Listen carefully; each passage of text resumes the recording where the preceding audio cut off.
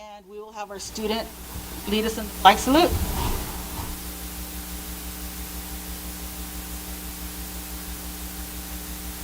Allegiance to the flag of the United States of America and to the republic for which it stands, one nation, under God, indivisible, with liberty and justice for all.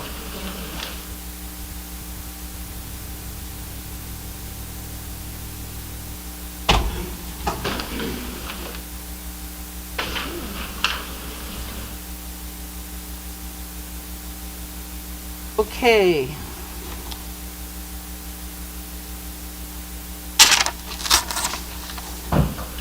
Open session. Report. Lisa?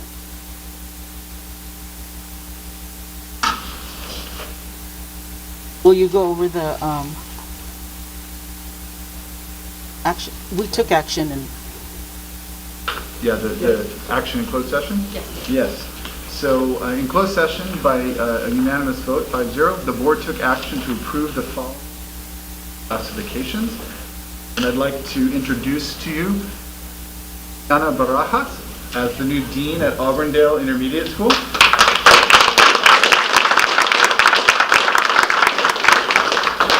Liliana's been a counselor here in the district for the past 6 years, and we are thrilled about her joining the administrative team.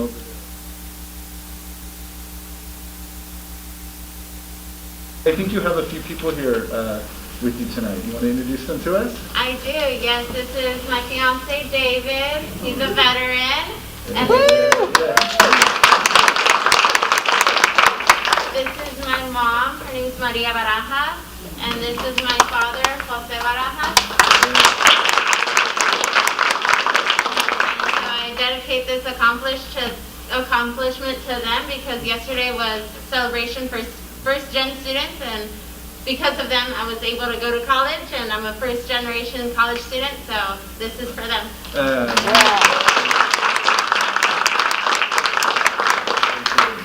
What wonderful.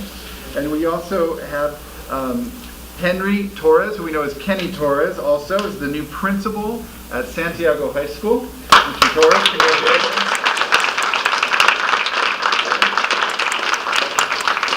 Today I have with me my beautiful daughters, Bella and Ava.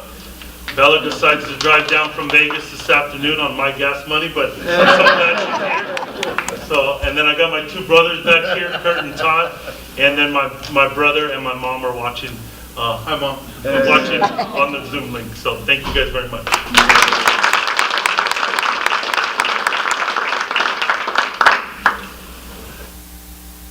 thank you. Okay, now we will have the adoptions of the minutes of our meetings, and there's a lot of meetings, so I will start with September 29th, special meeting. I will do roll call. Dr. Law? I move.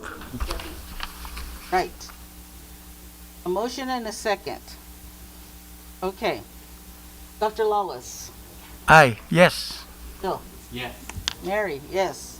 Elizabeth? Yes. John? Yes. And our student. Okay. Now, October 6, 2020, regular business meeting. Second in a motion. So move. Second. Dr. Lawless. Yes. Bill. Yes. Mary, yes. Elizabeth. Yes. John. Yes. And our student. October 7th, 2020, special meeting. Second in a motion. Second. Fisher Mike. This was the mic. Yeah, you need to use it. Both of them?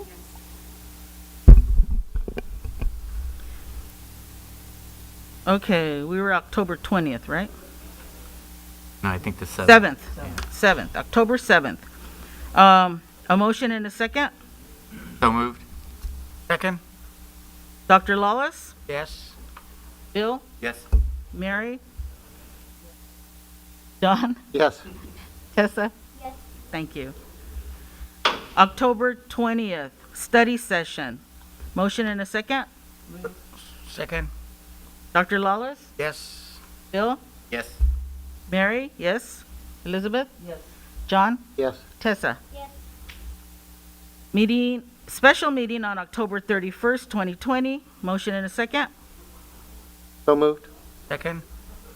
Dr. Lawless? Yes. Bill? Yes. Mary, yes. Elizabeth? Yes. John? Yes. Tessa? Yes. Special meeting on November 5th, 2020. Second and a motion. So moved. Second?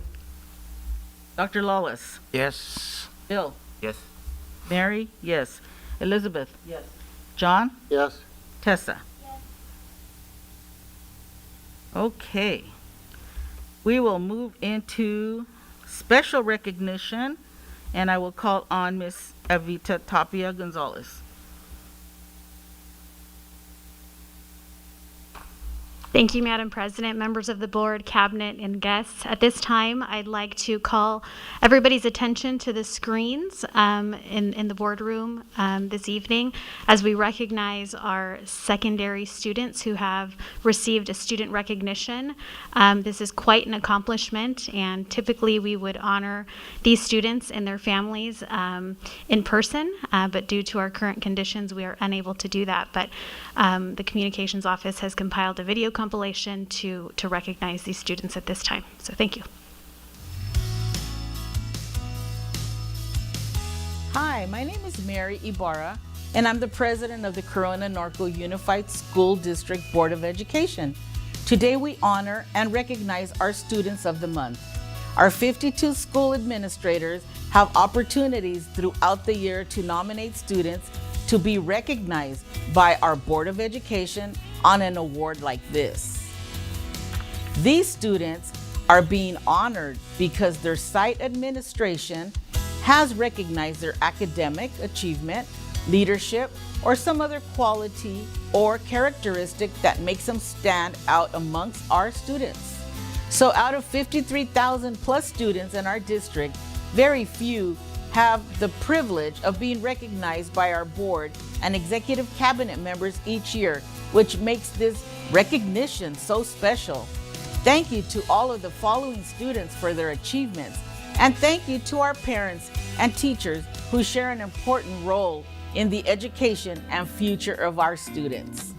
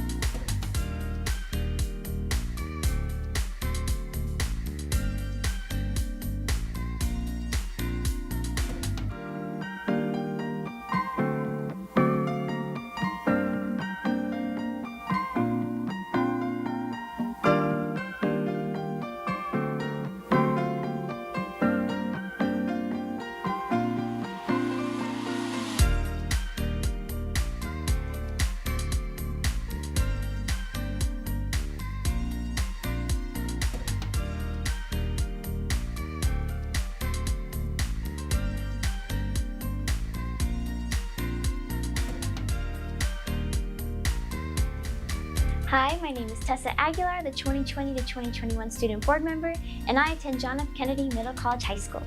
The Board of Education Student Recognition Awards are given to students who have demonstrated a high degree of achievement, dedication, or significant improvement in academics. Congratulations to all the recipients for your accomplishments. I wish you the best of luck in your future plans.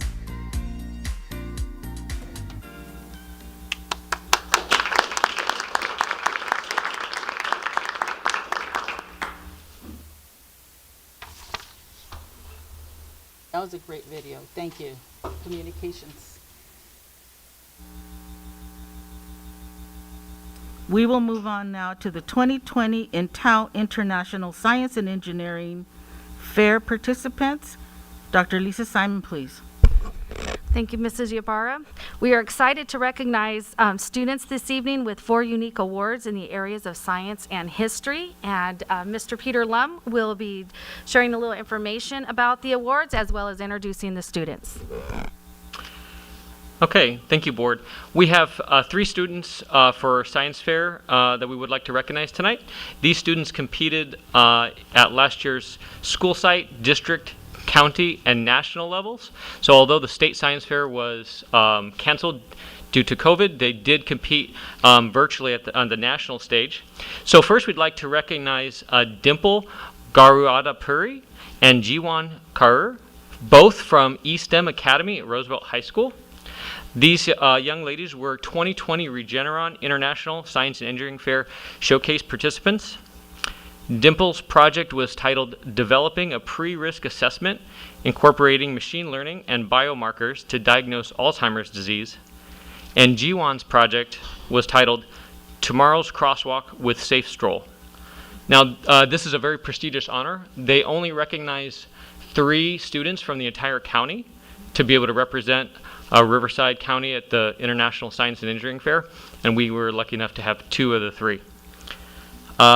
And these students are both science fair veterans. They've been competing for a number of years and have won quite a bit of awards, so we're very proud of them. So I know we have Jiwan here we'd like to recognize.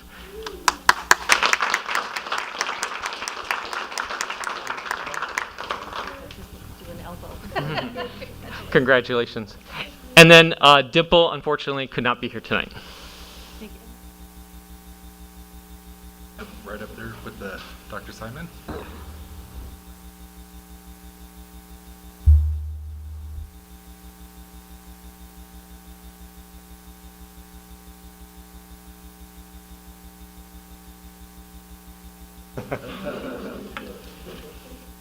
All right, here we go. 1, 2, and 3. Thank you. Congratulations.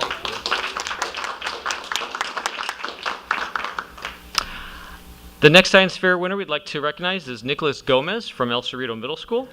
Nicholas earned a gold medal at county and a spot to compete at the Broadcom Masters, which is the most prestigious science fair for middle school students in the United States. His project was ranked in the top 300 in the entire country. And his project was titled Harvesting Electricity from Sound. Do we have, he's out, I think he's still outside actually. What's the name? Nicholas Gomez.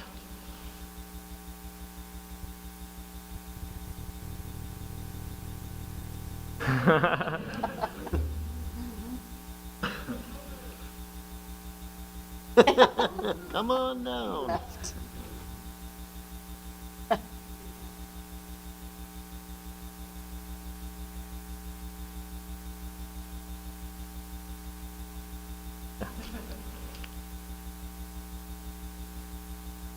Come on up, Nicholas.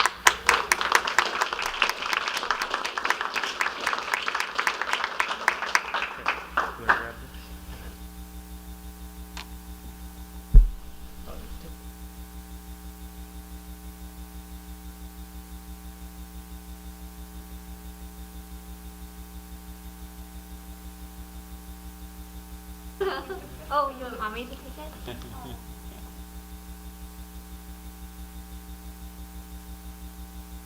Be looking at me. All right, here we go. 1, 2, and 3. All right.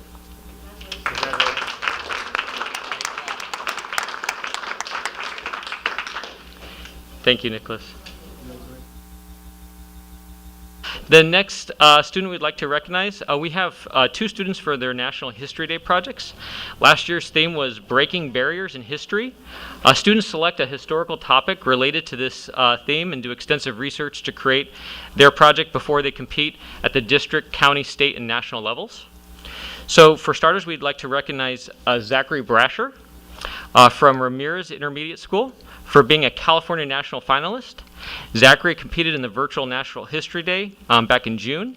His project was an individual documentary titled Sisters in the Brotherhood, Burning Barriers in Firefighting.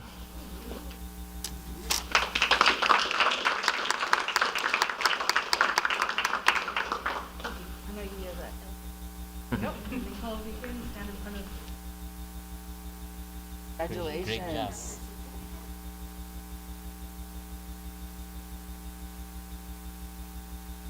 Go, 1, 2, and 3.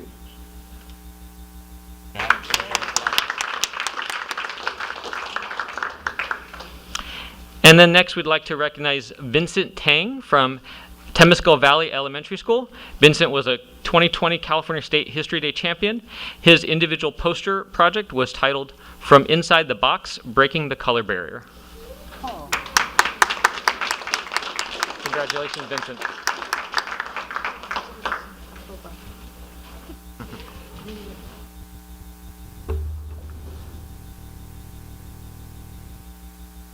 Congratulations.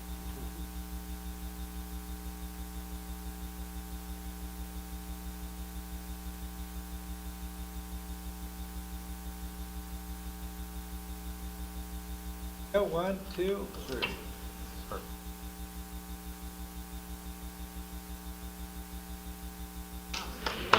Thank you, Vincent.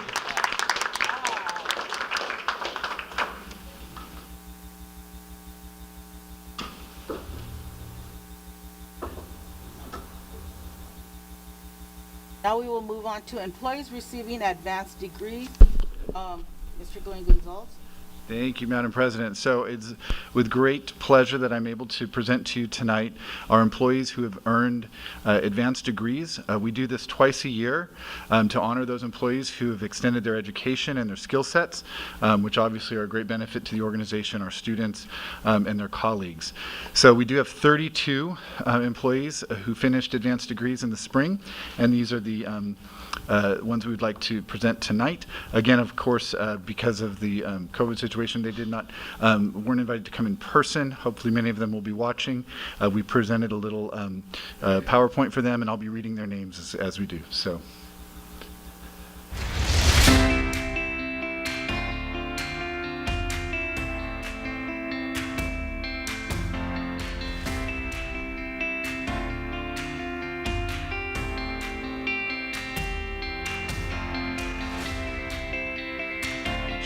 Eduardo de Anda Gonzalez, Adrian Brewer, and Stephen Mucci. Stuart Van Buskirk, Cecilia Flores, Crystal Garcia. Danica McHugh, Elizabeth Ramirez, Jamie Oliveira. Jeffrey J.T. Cameron, Jennifer Garcia, and Kira Diaz. Lindsay Reyes, Melissa Bacon, and Lori Mendoza. Jessica Whiteman, Maria Copetti, and Brittany White. Sergey Katikin, Thomas Gomez, Ashton Boyd. Maria Magdalena Alexandria, Melanie Shepard, and Michelle Teat. Allison Ryan, Amy Gaudio, and Florence McDaniels. Jennifer Morgan, Josiah Jimenez, Laura Grubel. Christina Bean, and Christy Cahill. Congratulations to all of our employees who have earned those degrees.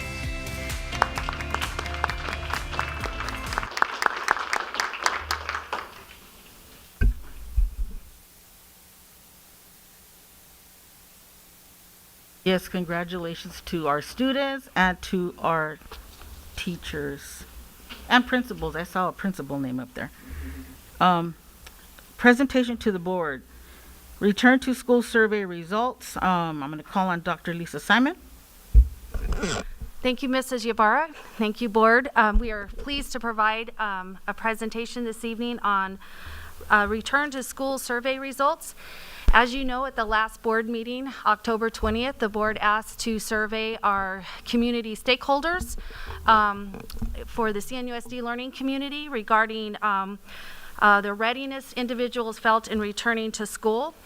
And as you had said so eloquently, the last time we had surveyed our stakeholders was back in June 2020. And while that was a little over 6 months ago, how much has changed in such a short period of time during this pandemic?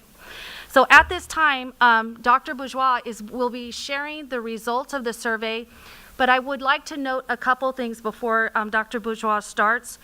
First of all, as you know, we surveyed our stakeholders as it related to our students' grades TK to 12. Tonight, you will be receiving a presentation on the survey results for TK to 6. As it, because we're going to be talking about the TK waiver this evening. So we thought this was very fitting.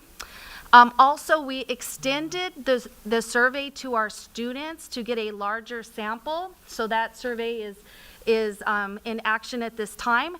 So what we will be doing is providing the survey results for grades 7 through 12, all the stakeholders involved in grades 7 through 12, as well as the student surveys, grades 4 through 12.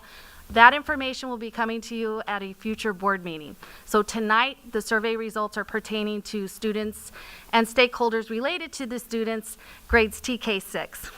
Thank you. Good evening, Madam President and Board and Executive Cabinet. Thank you for the opportunity to be here today to share the results of the survey. A little bit of background on the design and implementation of the survey. We designed the survey to be deployed to parents via email. And by doing it that way, we were able to use that as a way to validate the data. And so as we start looking at the first slide, we can see that we had over 8,100 parents respond, and those parents that responded represent 13,887 students. And we were able to do that because we did map it back to our student demographic data that was tied to our student information system. Further, in our data validation piece, we eliminated any duplicate responses that could have taken place. And so that's the responses that we see here tonight. Additionally, I was able to do a calculation to make sure that it is indeed statistically significant as it is a representation of our community. And so now we're going to take a look at the first question. So the question we asked our families was, if your student is in TK to 6, assuming we return to school in a hybrid model, when are you comfortable coming back? So this first graph that you're going to see is looking at both our traditional and remote families all together. It's an aggregate or a combined data set. But as Dr. Simon indicated, our focus tonight is really around the TK to 6 full physical return. So we're going to spend a little bit more time on a focused area, which is the traditional remote, which is our next data set. Okay, so when we take a look at our traditional remote data, you can see our parents responded that almost 40% of our families indicated they wanted to return to school as soon as permitted by our county health regulations. Further, we had about 13% of our families wanted to return in November. Just over 21% indicated they would like to return in January, while 15% went on to say that they wanted to return at the start of the 21-22 school year. And then we had about 11% that indicated post-pandemic. Now that small percentage you see there, not even a whole percent, those were parents that did not have TK to 6 in a traditional remote setting. That's why they are indicating as not applicable. As we turn our attention to the qualitative piece that complements our quantitative data, we asked the parents why. Why did you make that choice? And there were 4 themes that really emerged from this. And the 4 themes that emerged were students need to be back in school, not just for social emotional, but also for academic reasons. Additionally, the parents indicated that they were comfortable with the safety precautions that CNUSD has put into place. And the last piece was students need social interaction. Those were the themes that emerged. We also surveyed our staff. And the way that that survey was deployed was again through a way to make sure that it was only our staff responding. And so we did this through our domain. We limited it to 1 response per participant. However, to allow for anonymity, we did not capture email addresses in this particular case. And as you can see, we had 1,140 responses. And those responses were represented by our teachers at 580, our counselors at 22, our psychologists and nurses, 11, our classified staff, 419, our administrators, 65, and other was staff members who didn't feel that they identified with the list that was there. Now we're going to look at the fact that we asked them a very similar question that we asked our parents. If you work in a TK to 6 setting, assuming we return to school in the hybrid model, when are you comfortable coming back? So again, representing the data in a very parallel fashion that we did with our parents, we first look at the aggregate or the combined data set of both our traditional remote and our virtual track, and you can see that data in front of you. But again, we want to focus our attention to the matter at hand, which is our TK to 6 returning back, full physical return. And so as we take a look at our data for our all staff, we can see that we have our, sorry, let me go back to my notes. 19% of our staff indicate that they are ready to return as soon as possible. 7.16% said they wanted to return in November, or they're ready to return. Okay, 41% indicated they felt ready to return in January. 20% indicated they are ready to return at the start of the 21-22 school year, about that percentage, and then about 12.53% indicated post-pandemic. So now we went a little deeper with the data. We wanted to tease it out to 3 particular areas. We were looking at the teacher data, and then followed by that, we'll look at classified, and then our administrators. So from a teacher perspective, we saw over 18% of our teachers indicating they were ready to return as soon as permitted. 6.78% indicated they would like to return in November. The largest percentage was the return in January with 37.85%. And then about just over 20% indicated they would like to return the 21-22 school year. And almost 17% indicated they would like to return post-pandemic. We had no non-applicable in this particular case. For our classified staff, which is our next data point. Again, all of these are focusing on the traditional remote coming back in a full physical return as it is indicated by our TK6 waiver. We had 23.35% indicate they wanted to return as soon as the county permitted. Just over 5% indicated in November. About 35% indicate they want to come back in January. At the start of the 21-22 school year, we see just over 25%. And again, post-pandemic, we had a small percentage at almost 12%. Our last group that we took a look at were our administrators. And when we look at our administrators, we had over 34% indicate they would like to return as soon as county permits. Just over 7% indicated that they wanted to return in November. Over 51% indicate they want to return in January. And we had about 7% say at the start of the 21-22 school year. We did not have any say that they wanted to return post-pandemic. Just a little bit of a summary on the highlights of this, again, focusing on this full physical return as it ties to our TK6 waiver. When we look at our parents and our guardians, the 2 big numbers together that really stand out are related to the county guidelines. And as soon as permitted and November are the most closely related. When you look at that, over 52% of our parents and guardians indicate that they want to come back as soon as permitted. And it's not only the quantitative data that I just referenced, but it's also that qualitative data that I also shared earlier. Further, our staff, we had about 27% say that they're ready. They feel ready to return as soon as permitted, as indicated by the two quantitative data sets that are before you, which is just over 19% as soon as county permits, and just over 7% in November. Thank you. Are there any questions? Dr. Lawless? So with the survey return of the parents of 8,000, over how many parents do we have in the school district? There are over 51,000 emails that were sent out. So what percent is that? I don't have the percentage in front of me. Very low, very low. That so what you're asking, I believe, is about the statistical significance. And so Yeah. we did set up a way to analyze that data, and we looked at the representation. So what that strategy is it's looking at the data as it came in. How does it represent the current enrollment at each of the school sites and the grade levels? And we are able to say that the data is statistically significant. Okay. On the at the very end on the summary, there's because when you look at the survey like this, it could have been two: those who want to go back as soon as possible, and those who want to go back later. There's got to be that too.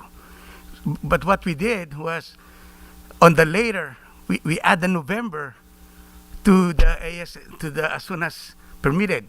So there's something, I don't know, I have a concern about that. Because if I'm going to look at it, I'm going to look at the as soon as permitted as one, which is 39%. That means 61% don't want to go back. So that's a different way of interpreting. But, go back 39, 61 don't want to come back. And then out of the 69, out of the 61% that don't want to come back, then you sliced it.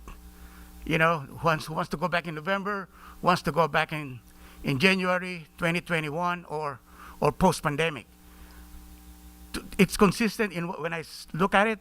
January has a lot of votes if we slice it that way. Otherwise, if we do it the way you presented it here, there's two blocks going as soon as permitted, because you add the November, which is the November is really not coming back as permitted. But we kinda, the way we slice it is that there's the two bars that we are adding. So that's just a concern. I think if we only use the quantitative data to look at it, that we would, I can see where you're coming from. But because we add the qualitative piece to learn the why, there were stories that were told as to why I chose as soon as permitted, and talking about, when the county says we're ready, then we want to be back. And so that complement piece to give it that full perspective really does add to the layers of the why. And it presents a broader picture into the feeling around the county, or around our district. But what's missing is the other side of it, the qualitative impact of why don't they want to come back? I think that's the missing piece. I don't want to belabor it, but it's obvious in the data that we summarize and then we reported why they want to come back, but we did not report why they don't want to come back. See? No, it's a good data though, but I have a question. I have some concerns. I always appreciate your questions. I had a little bit of not concern, but a little bit confusion with that as well. The as soon as permitted by county and November, because I'm looking at it as soon as permitted. Well, that would be, with the waiver being approved, that's county permission, and then November. Well, they're kind of one and the same in my opinion. So I guess I'm looking at the thought process of when this was developed what were you looking at in the differences between those two answers? So one of the things to keep in the back of our mind from a context was we deployed the survey and designed it prior to being approved with the TK waiver. So when you think about the tiered system, it could have been that we are in red in November. And so asking that question was a forecasting just in case we knew we had the TK6 waiver in play, but we didn't have that answer. And so having that data available to us to be able to say, this is when county permitted, and the TK6 waiver was approved by the county and the state to say that we are ready to go. But the questions were designed and developed prior to having that approval.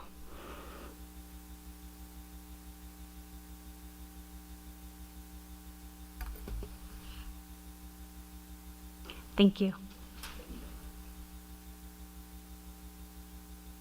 Okay, learning loss mitigation, Dr. Simon? Thank you, Thank you, Mrs. Ybarra.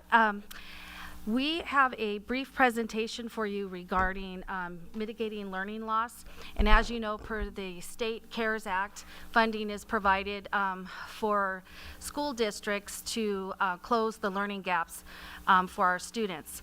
So actually, when we rolled out our distance learning plan, and as you are very much well aware, we've had our students engaged in distance learning since school has opened back in August, or actually with our year-round schools in July. And mind you, they have been in a distance learning format as of late spring of last year. So we have been really concerned about our students and the progress that they're making towards achievement and also their social emotional well-being. And we network quite extensively with colleagues throughout our county and state. And so we're seeing commonalities. Nevertheless, credit to our school site leaders, teachers, and staff.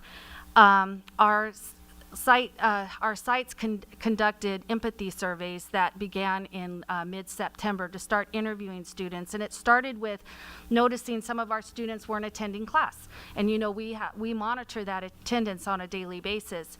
And so some of the things that we had heard from our students, why they weren't attending class, and you know, with not attending class, you understand that grades will tend to slip. And so recently we had our quarter grades that were that were presented to us, and we did an analysis of the quarter grades. And then we studied the grades, the analysis over a 3-year period to see, is this just kind of an isolated situation, or is the DNF rate across the board similar to last year and the year before? And what we found is that indeed our students have a higher DNF rate currently in this school year. So then we started asking ourselves, well, is this because of a device issue? Might it be that we have families, students that are sharing 2 devices, in the family, or 3 devices, or there's 1 device per 3 kids? These are the kinds of questions we were asking. So meanwhile, our principals, assistant principals, teachers, and support staff were actually interviewing students at all of our school sites and asking questions. And here are some of the responses we received. One of our elementary students said, "It's so sad to do school at home. I miss my friends. I'm sad to be at home. I can't concentrate at home." And this is an elementary child. Another one, "I am a good student when I go to school, but not when I stay at home." An intermediate school student said something to the effect, as they're being interviewed, and mind you, this is our qualitative data gathering, "I've had a hard time focusing. My mind goes everywhere else when the teacher is talking. I thrive in person." Another student said, "I thrive in in-person school, and online school can be confusing." And then another student said, which I found this to be very telling, and the student is saying that they have difficulty understanding and they're embarrassed to ask questions in a Zoom environment. And then another student said, I don't want to be the only one that doesn't get it. So these are the kind of challenges we're having in a distance learning environment.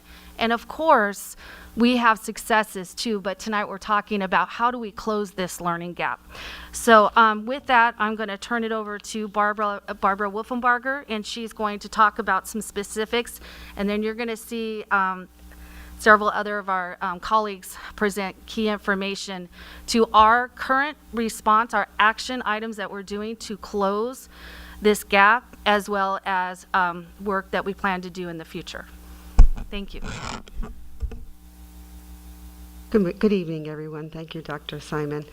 As you recall, on September 15th, we came together here in this boardroom and presented to you the Learning Continuity and Attendance Plan. With that plan, you can see, you know that we have a number of components and pieces that we have in place here in our district to support various parts of our instructional program in the remote setting. Most importantly, how we are mitigating learning loss, and we're here tonight to talk on that specific subject. What we're hoping to do is to provide you some insight about how this plan is in action. So the elementary field. Okay, in the elementary arena, when we talk about continuous improvement, we know that it's a cycle, and we know that it begins with data. So we pulled the trimester 1 data for our students in the elementary schools and compared the 2021 data to the 1920 data. What we found when we did this study is that our younger students, TK3, are doing better than our students in 4th through 6th. Our TK3 students, when comparing the S minuses and the Ns, which you could make a correlation between Ds and Fs, their progress is consistent year over year. So there isn't a whole big discrepancy between what's happening currently in our schools based on that data. However, when you talk about our 4th through 6th grade students, there is the higher rate of Ds and Fs in those grade levels. So what are we doing in elementary school to support our students, particularly our 4th through 6th grade students? First thing that we want to call attention to is a tried and true practice that we have in place in our district, and you can see throughout the district, and that's our small group instruction. Our focus on small group instruction is based on John Hattie's work, and which tells us that there's a significant gain when you focus on small groups. How do we do small groups in our district? It's focused on formative data. Skills are provided, students are provided extra support on skills based on that formative data. You see some strategies in some areas where we use that. On the other side of the slide, you can see the supplemental programs. If you recall, in the Learning Continuity and Attendance Plan that we brought to you previously, there were a number of new programs that we put in place in the district to support our teachers in the remote setting, and most importantly, support our students in the remote setting. These are tools that are digital tools that may not have been in our district previous to this because the need wasn't there. So these programs and these tools provide additional support, focused support for students that are experiencing learning gaps.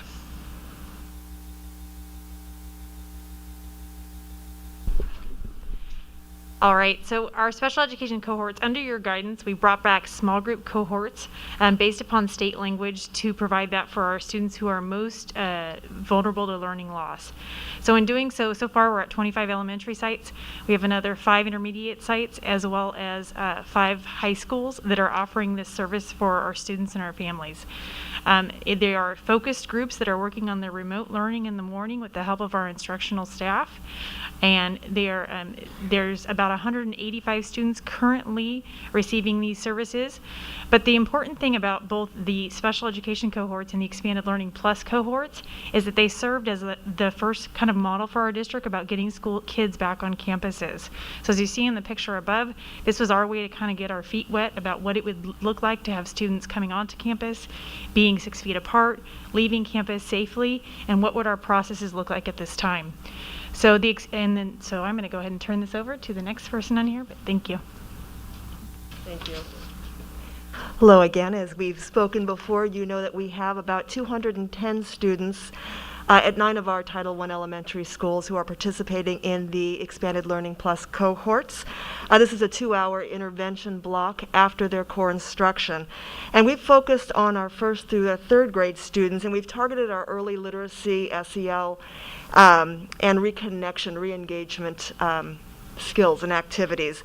These very young adults, or young students, I'm sorry, many of them are first graders, didn't have the opportunity to have that experience of being a student. And so what we have found is that they have really learned to be able have really learned how to sit in a desk, engage with school, and our teachers have reported that they've seen an increase in them participating in the Zooms and connecting with their learning.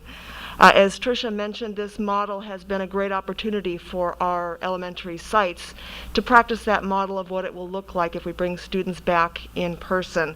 It's going to be able to allow them to practice those safe arrivals to school, temperature screenings, classroom setups and movement, mask wearing, and those safe dismissals as well.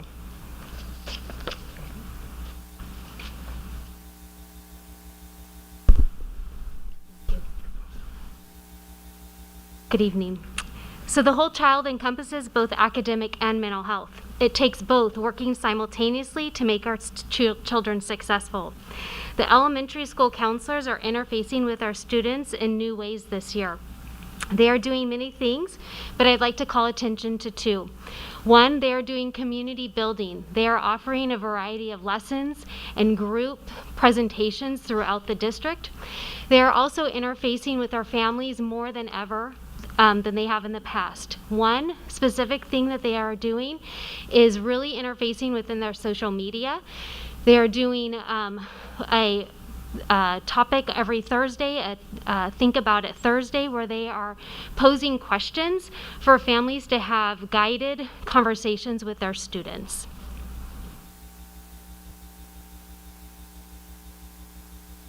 Right, we're going to move along to secondary. Let me change my page here. So within the secondary, we're also going to be talking about how we are addressing re-engagement and learning loss mitigation. Up here on the slide, you're going to see two examples of JFK and Santiago. Thank you. At the secondary level, our school counselors are doing a variety of things also.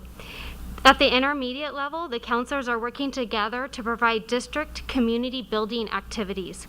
One of the last community building activities that they did district-wide was a baking activity where they had over 120 students on Zoom baking apple blondies. During this lesson, they also provided a positivity lesson for the students, and it was a great interaction for all students from across the district. At the high schools, they are providing resources in ways they've never had to before. They are interfacing with students through Google Classroom, virtual room lessons, YouTube information sessions, weekly Flipgrid video series, and s'mores s'mores, I don't know what they're called. They're s'mores. Thank you.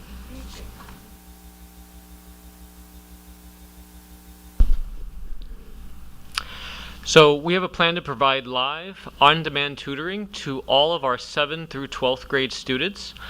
As you heard earlier, some of our students are not comfortable asking questions on Zoom. We also have data that shows our students are doing work all times of the day at night, sometimes very late at night or early in the morning. This service would provide unlimited tutoring to students in from any device, anywhere, anytime. Provides subject-specific support for AP and IB classes, also bilingual support. And there is an essay feature for students to get feedback on any type of writing, such as essays or college personal statements or job resumes. So you'll see this listed as paper.co under the consent items for tonight.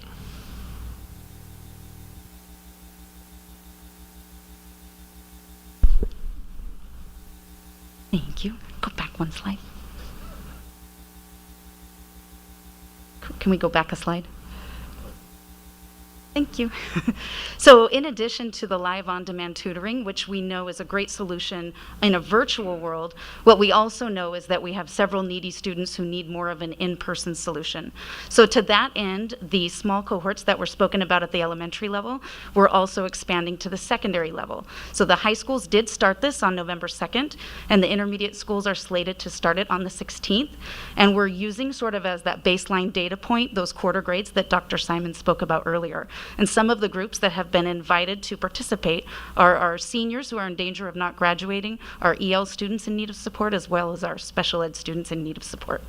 And you have in front of you a handout which has this presentation, and on the back of that or next to that, you also have a list of all of the schools across the district K-12 and an understanding of where they are as of today with their small cohorts.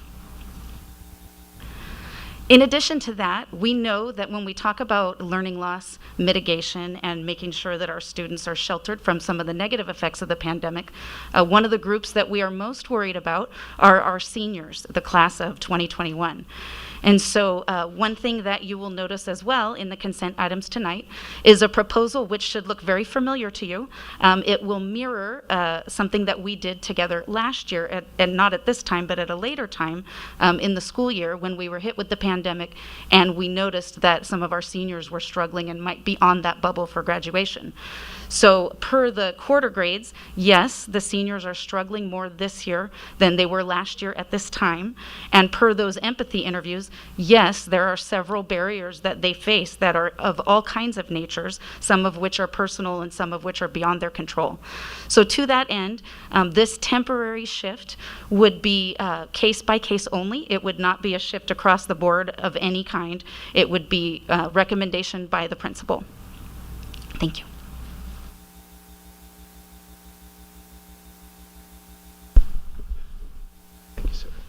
Good evening, Board. So Assembly Bill 908 is one of those temporary shifts. So this is one of a series of legislative actions that have taken place from Sacramento to give us the flexibility at the schools, at the local education agencies that will sunset at the end of the 2020-2021 school year. Assembly Bill 908 essentially gives us the authority to provide students with an additional waiver if they've already used one in the past, so they can participate in some extracurricular activities such as athletics. You will see this is also covered on page 8 of your agenda this evening under information items. Thank you. Thank you, Dr. Sanchez. And so our members are here standing against the walls to answer any questions you might have.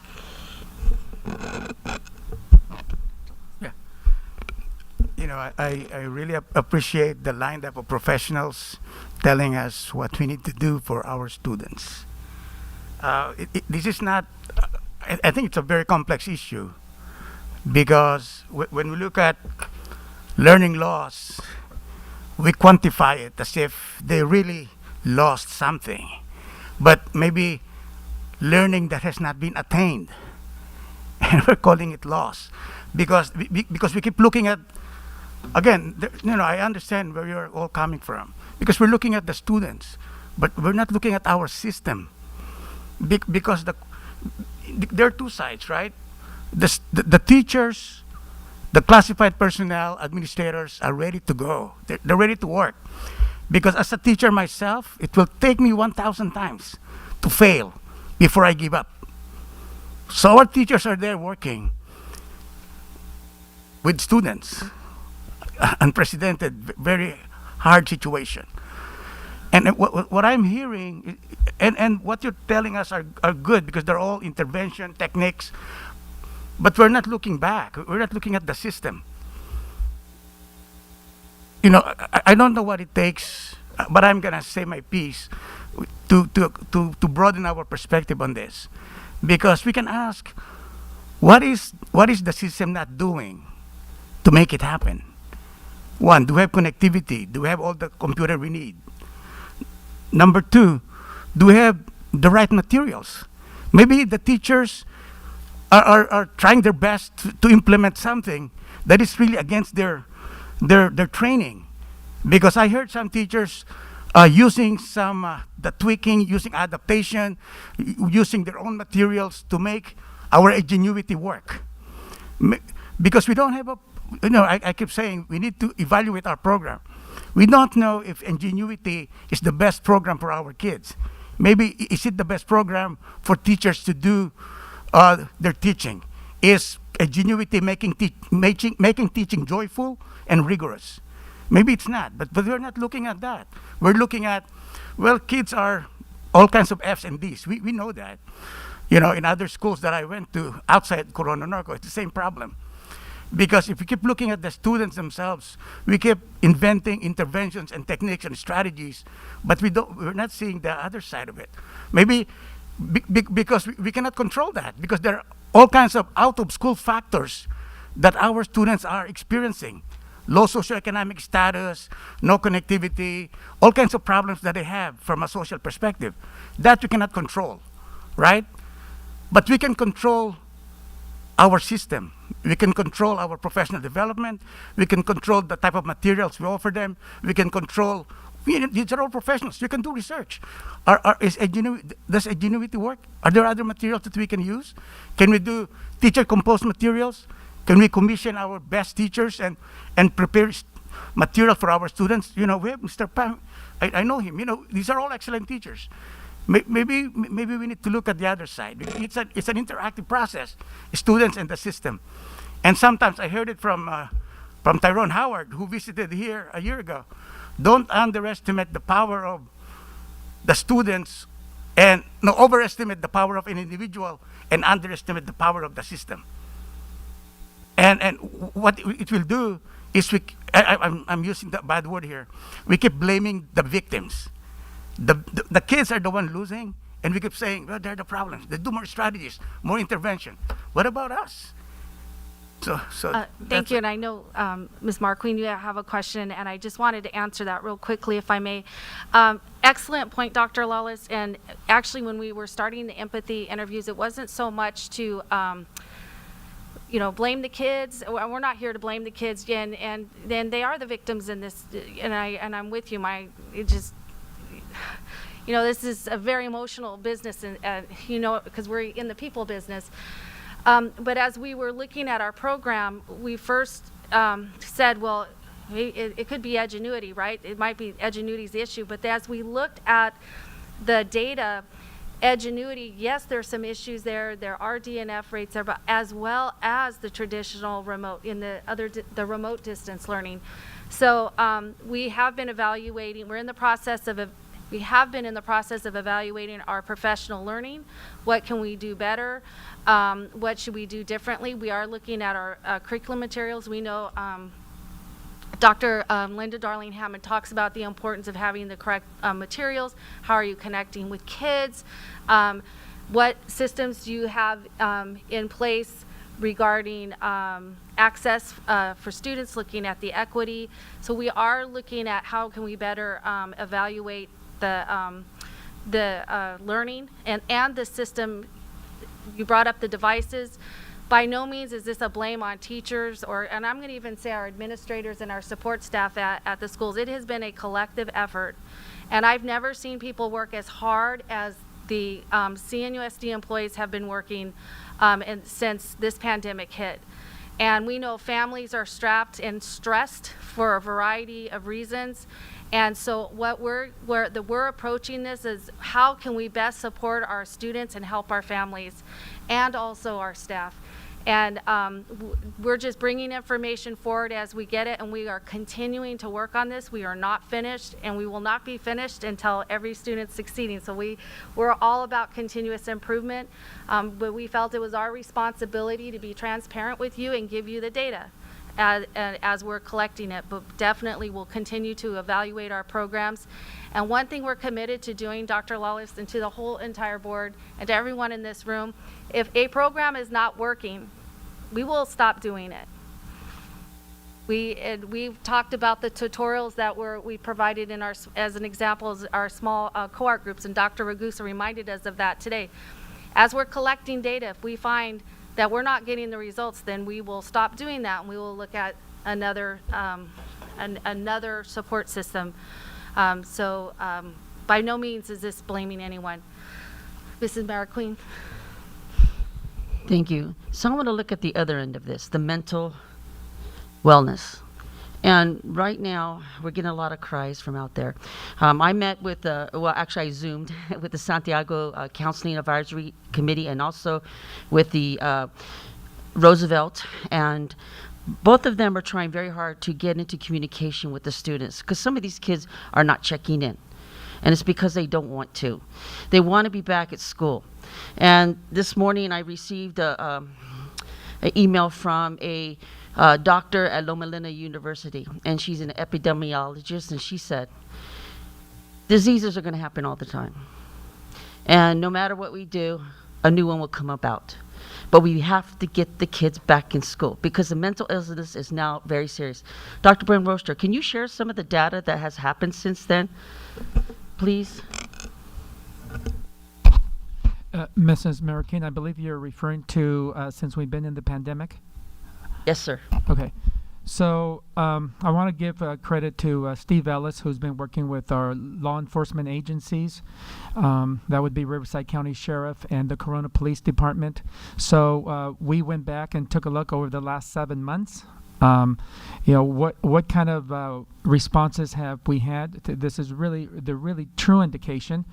So working with our partners in law enforcement, we have in our district, we had approximately 93 5150 cases, and we have lost, and the public needs to know, 4 students have lost. We've lost 4 students, and we did also lose a recent graduate from one of our high schools, so it's a total of 5 in our community. Was this COVID or was this suicide? It was suicide. Thank you. So I want to continue on. So I know that because of the situation that we're in, a lot of students' grades have now suffered. And the main reason is because they're desiring this one-on-one contact. As a former teacher for 40 years, I taught all levels from AP all the way down to whatever level they gave me. However, students need that interaction. Not only with the teacher, but with their peers too, because there's times in which they just need to talk to someone else, because we know that all homes are not as great as some of the people we have out here that nurture their child. Some of them are being constantly abused. Some of them are being neglected. Some of them are latchkey kids. They need to come back here where they feel the safety. And I think one of our pillars is mental awareness, and also the big overall picture is keeping everyone safe. And I think by bringing them back to school, that's how we're going to make sure that they're safe and they're getting the education that they deserve and they need. Thank you.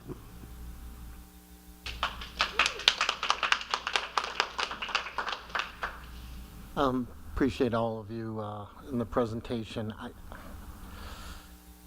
I'm just worried that our numbers that we're talking are too small. The percentages are too small that we're addressing the students that are struggling. It's thank you for asking the question, the horrible answer that you gave. It hits all of us. Yeah, and it's just tough because we're all parents. That makes none of us feel good. So I really want us to, this is a great document, great things happening, but I don't think it's at the level that it needs to be. I want to see bigger things happening, bigger numbers, bigger groups being affected in a positive way. And another comment. You know, I think teachers, I mean, this thing has been miserable for teachers. It's been miserable for everybody. I think, though, the majority of teachers really have come a long way to a point they never thought they'd be at or wanted to be at, but have become pretty good at doing online teaching. But I'd like us to do an analysis because we're still getting just a horde of emails, but I'd like us to really look at the complaints we're getting that are consistent from individual teachers, because I think we have the bulk that are working their tails off. They're doing great work, but I think we have some outliers out there that just aren't. And it's unfortunate, so I'd like us to really do analysis of the students that are really struggling. Are there particular teachers? And I know there is, because I'm getting them from students and parents on a lot of the same teacher names, or not a lot, I shouldn't say that, several teacher names that keep appearing. So we need to do some intervention that way too, because those students that are in those classrooms are going to be affected, because we're hearing, I see my teacher a half hour a day, maybe. That's not cutting it. That's not quality teaching. So I want us to really dig deep on that. And as I said, nothing against all of you, appreciate what you're doing, but we need to do it at a larger level. It just isn't, we're not hitting enough of our students. So, thank you. And I'll piggyback on Mr. Z's comments too, and thank you everybody for the presentation. I think it was very helpful for us.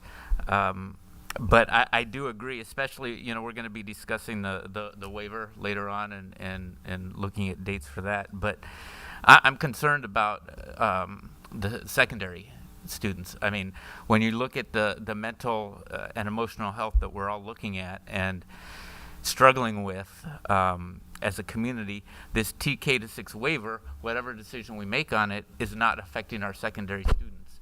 And those, in my opinion, are the most at risk for the mental health issues. Not that our younger kids are not. They're struggling as well. But the numbers that we've heard, the tragic numbers, we need to increase what we can at the secondary level with these cohorts. I love to hear the information on helping our seniors, but I think we can do some expansion at the secondary, and that's what I'd like to see, because we don't know what's going to happen with our color coordination here in the county with the tier system. So I'd like to see that. And the other question that I have is going back to Peter with the paper education company, and it sounds like it's a great concept, and I like that. My glasses are fogging up, sorry. But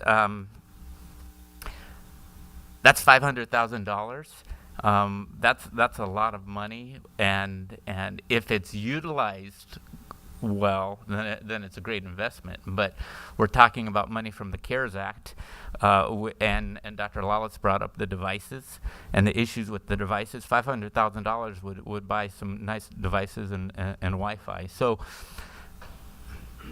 what have you seen, heard with this paper education company, and what if other districts are using it? Again, if 100 students use it, I don't think it's cost effective. If 45,000 students use it on multiple occasions, it's great. So, but I'm just concerned because that's a big chunk of money that could potentially go to mental health help, or devices or other things. I don't want to downplay it, but I want more information. Yes, so you're correct. It is quite a bit of money, and I appreciate the questions. So when we look at what that service is providing, it's providing access for an entire year, so not just this school year, but for 12 months for all of our 7th through 12th grade students to have unlimited tutoring support. So when you break that down, it's a lot of money as a lump sum, but it comes out to be $20 per student. And we know that for many of our families, they're spending hundreds of dollars a month on tutoring, and that's the ones that can afford it. We also know that many of our students, they don't have that access. So for us, we felt that because we know that our students are learning at different times of the day, that right now a student might have a question, they email, right now they have the two venues are the Zooms and then emailing a teacher. So the Zooms, that gives them the ability to answer questions during that one period. If they have another question, they're going to have to email the teacher, wait for a response. Our teachers are great. This gives the students immediate feedback. So we know that research validates the method that they use, which is the Socratic method. So the tutors are not providing homework answers, but they're providing questioning strategies and giving support that way. And then we also know that there's a lot of research that supports very short but frequent tutoring periods. Students can log in, get answer for one question, log out, do their work. They find they have another question, log right back in. So our plan is to do a heavy rollout and really encourage our students and our teachers to use this and essentially get the money's worth, because that $20 per kid, we did investigate many different tutoring options, and this comes out to be the most cost-effective way to provide that. So when you say live, a live educator, how is that? Is that a Zoom? Is that a FaceTime? Is that email? What is that? And then the qualifications of the educators, because it says educator, so I'm just curious as the qualification. And then again, how are you going to get the word out? What are you going to do to get the word out to our students and our teachers? So it's chat-based through the paper.co interface. So students can submit their questions either by text or by photograph. So if they have a question that's from a textbook, they can take a picture, send it to the tutor on paper.co, and then that tutor can either text-based answers or also can draw pictures. If it's a math problem or graphs or something like that, they can provide that to our students. They also have, and those sessions are completely recorded, so students can go back and look at those. The classroom teacher can go back and look at those and see where their students are having troubles or misconceptions. They also have then the essay feedback that provides very detailed support for that for our students.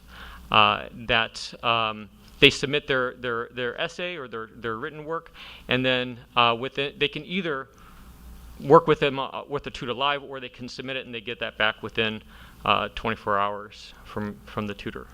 And then the safety, going to the safety of internet, and I understand students will study at 2 in the morning or things like that, but I'm concerned about the safety aspect of things too with these. With the service, cables. yeah. So that's one thing about the service that we really like, is the fact that all of the tutors are employees of the company. They're not subcontracted out. They are employees of tutor.co. They all have advanced degrees in the field. So it's not that one tutor is tutoring a variety of subjects. If a student needs a physics tutor, they log on, they request a physics tutor, and they get one within 2 minutes. But then if they need a Spanish question, they have to get a different tutor, because every tutor is a specialist. The tutors are trained in safe talk. They are able to flag concerns, interactions, and again, these are text-based interactions with the students, but they're able to flag those, and every interaction is completely recorded, so teachers and administrators have access to be going and reviewing those, in addition to the reviews that we've seen from the company that they provide. Great. And then last thing, how are you getting the word out? What are you doing to? So one of the things about this is that's advantageous, I think, for us, is since we're providing it to all students, we're able to use all of our different methods with regards to our communication strategy and our communications department, as far as emails and parent center, live sessions, phone calls to students. We also know that we're planning on training our teachers for this, because if you're an English teacher, you can have it as part of your assignment. Hey, before you send this essay to me, submit it for the essay review. I want to see what feedback they provide. I want to see your corrections. They can actually see that the students submit those essays, so our teachers can be partners within this tutoring service. And that will allow us, because it's all students, we don't have to worry about individually telling some students they have it and other students that they don't. We can blanket message from administration and communications department. So, Peter, actually, sorry, I know Bill's asked it 3 times, but He's asking a very important question that I'd actually like Avita to come up with you and kind of answer, because the Parent Center is great, but we need to push this out hard and heavy. And then another question behind that after Avita answers would be, and actually I do appreciate the concept of the teacher engagement. Obviously, you're going to need some PD. I don't think you just say, here, go look at live on-demand tutoring. So, pardon? I'm going to ask some questions before Avita comes up with. Oh, okay. So what we're going to do for PD for teachers, so I'll go ahead, Mary.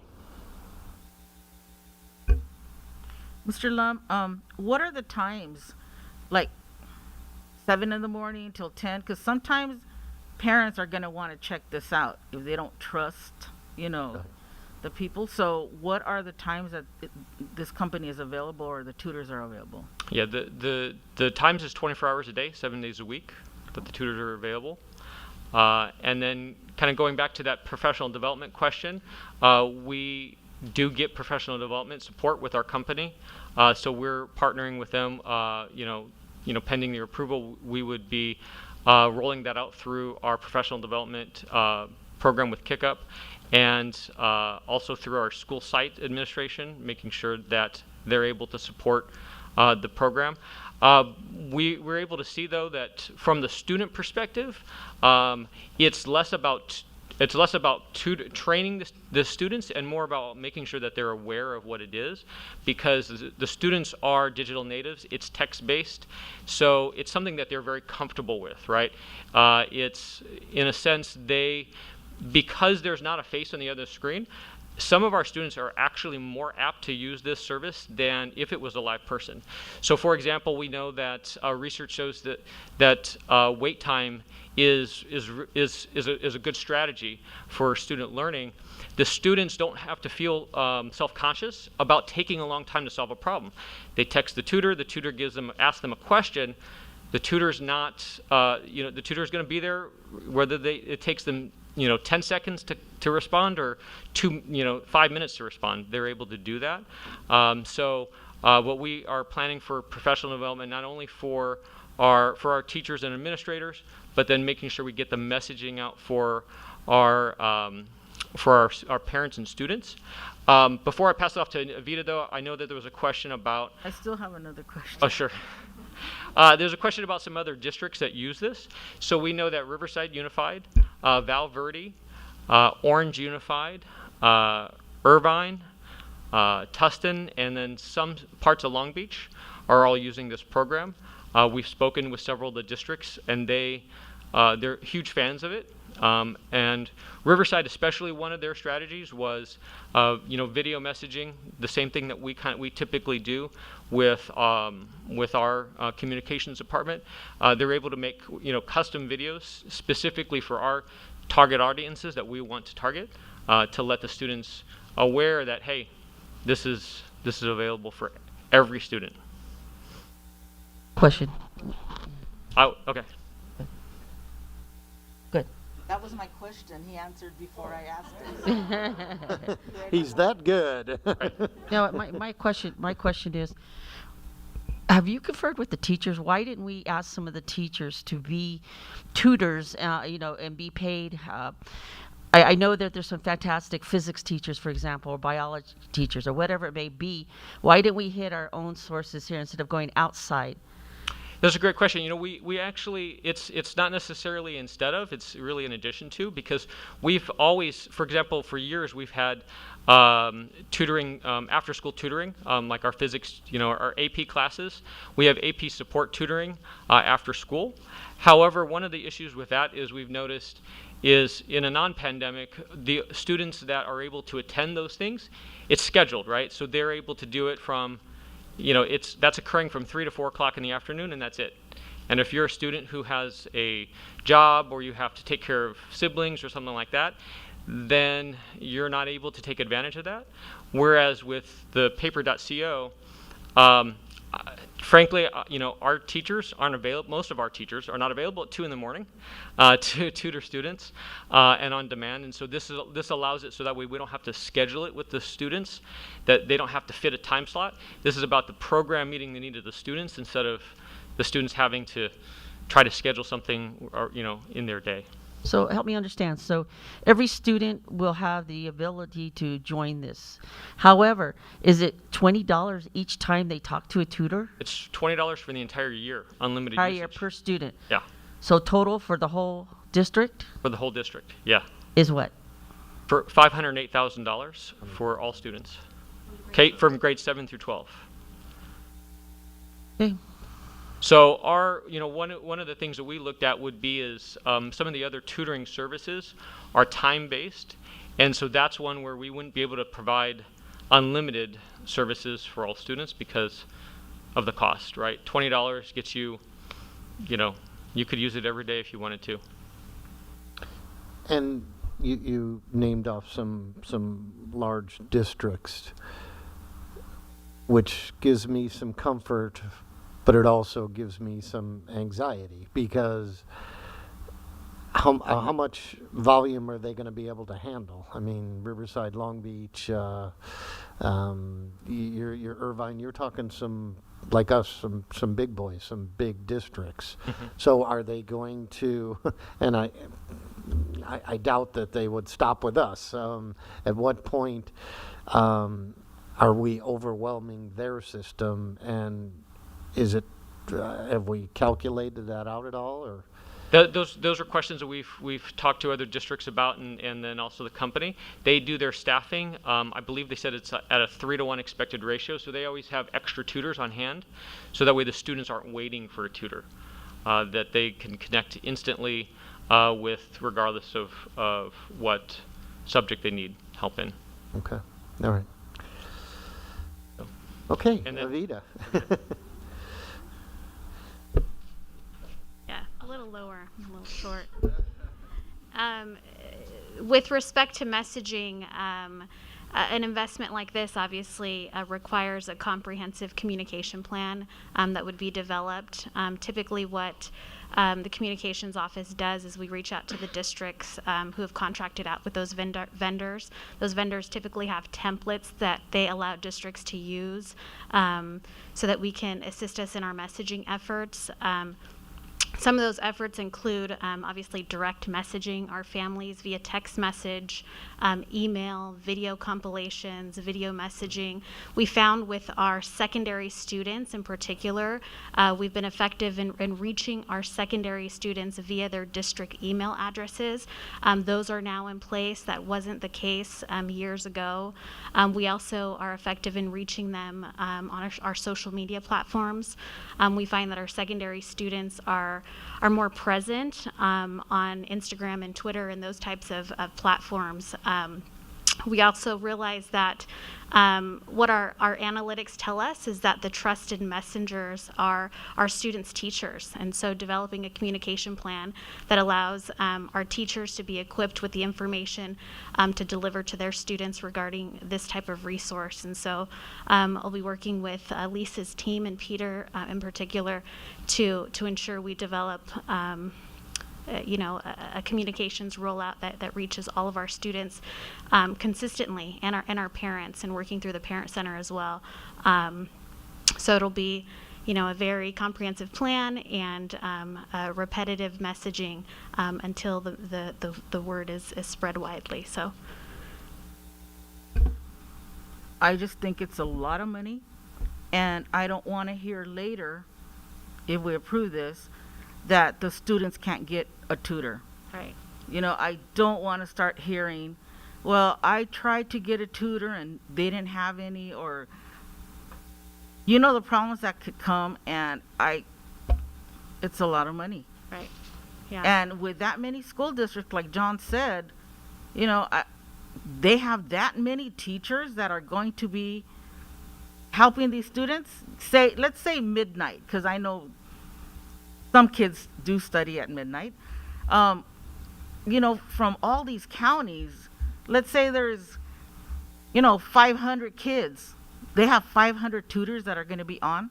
helping all these kids from all these different districts? I mean, I just want to make sure that we're going to have, when kids call in, because we'll start getting the emails and the parents will start saying, you guys paid a lot of money for this, and my kid tried to get on at 11:45 at night, and it came on the screen and it said no more tutors or whatever. I don't know. Well, and I think we just named some Southern California districts. I mean, I'm assuming that it's probably more of a national. Is this a national type of program? Is this International, actually. international? So, I mean, we're not talking just about Long Beach and Irvine and Riverside and Corona. I think for part of it, the fact that they service the Florida. This is not a small fly by as sort of the trust of districts.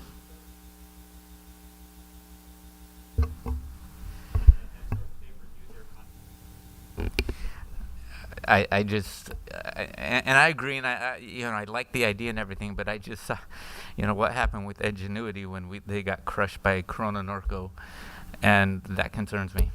But So I have a concern because when the students become dependent on the tutor opposed to their teacher, that's one concern. The second concern is if we have a contract with this group here, that they need to make sure that in that contract they have an adequate number of tutors for our students. And like Mary said, every student needs to make sure that they can contact them at any point in time.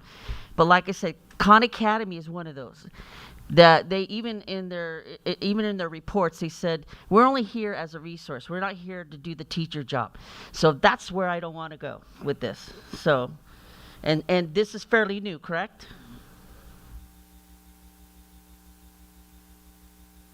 For several years, but yeah, okay. Thank you. Mary, can I? Yes. Well, my only question is, does it work? Can we have evidence? Is it research-based?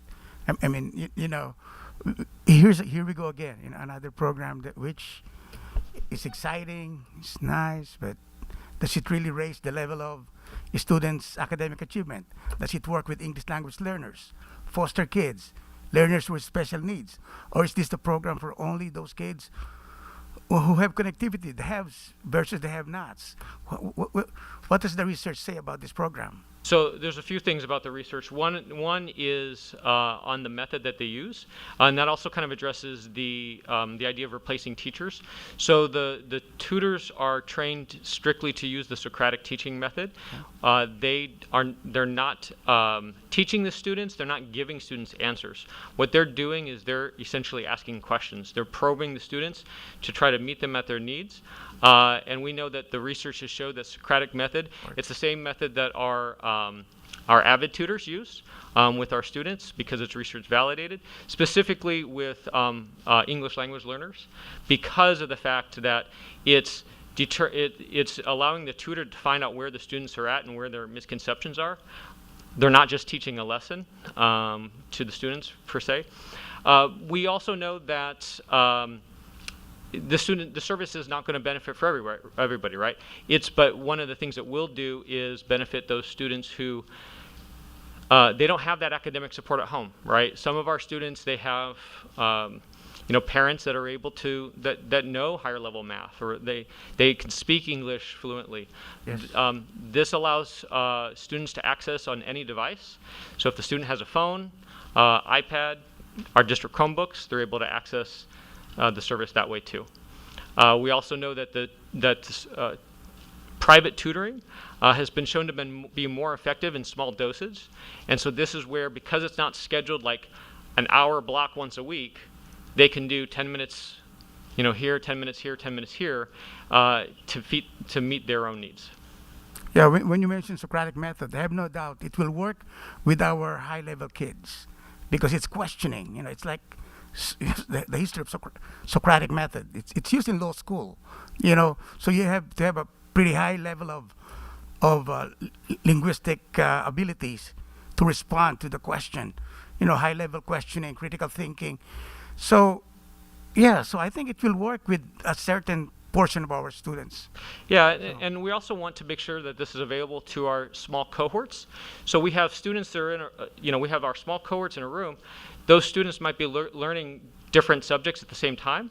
So the adult in that room may only be able to support, one student at a time. This is also a service that students could use while they're in the small cohorts because they might be learning at different subjects during that time. Thank you. Yeah, and I just wanted to add one other piece. It was mentioned earlier when we gave the presentation on the supports that we're providing, and I appreciate the passion and directive from the board to say, let's do more and make this widespread.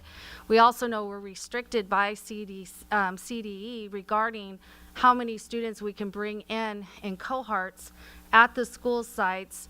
And this is beyond not even talking about the TK6 waiver. I'm talking about, Mr. Pollack, you mentioned that you're concerned about the students in grades 7 through 12, and we all are. And here's an opportunity to provide extra support. This is not to replace teaching, it's to provide academic support to the students when we know that we cannot have widespread small group, cohort groups at the grade 7 through 12 at this time until we get, until it's permitted by the county and state. Okay, so again, when they meet with these tutors, are the tutors going to contact the teachers that they've been helped or assisted, and maybe perhaps give some insight to the teacher what are the things that they need to be taught during their Zoom sessions so that they can get some more communication between themselves and their students, because it seems like now the students will be more dependent on the tutor and not coming up to the teacher, and that's where we don't want to go. So the teachers do get a monthly report from paper.co. However, the teacher can actually log in themselves through the single sign-on, and they can access all those tutoring sessions.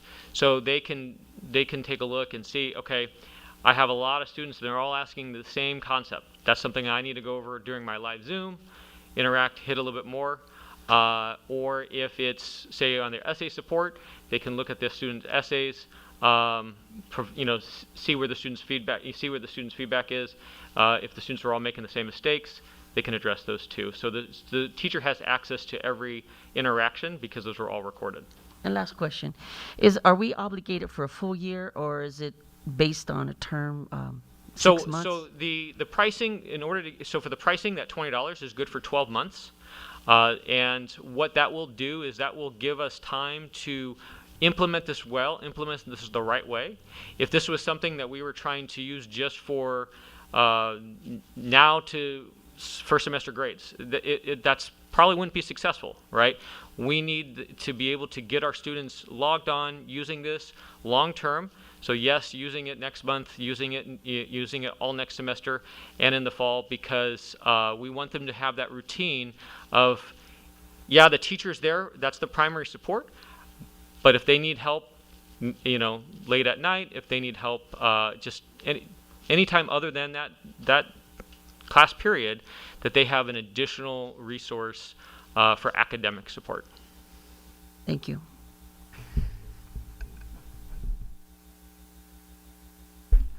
I really appreciate you, Mr. Lam, right, Mr. Lam? I think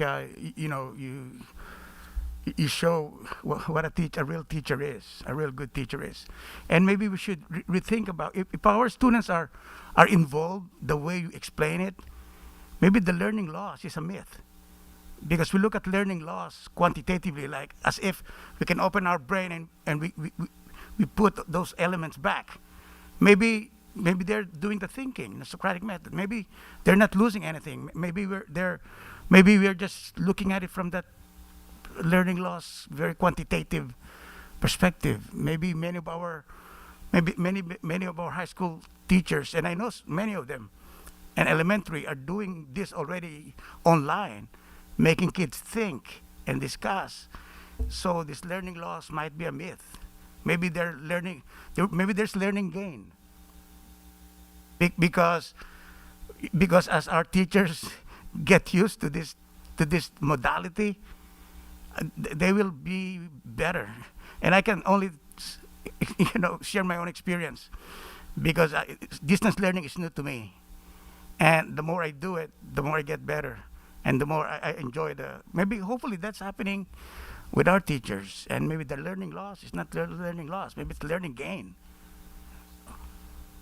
I just want to make sure that this augments what our teachers are doing and not adding something else for them to do. Like you said, logging on, single login. I mean, our teachers are doing a lot. Most of them are working 12 to 14 hours already. And so I wanted to augment what they're doing, not add to more work for them.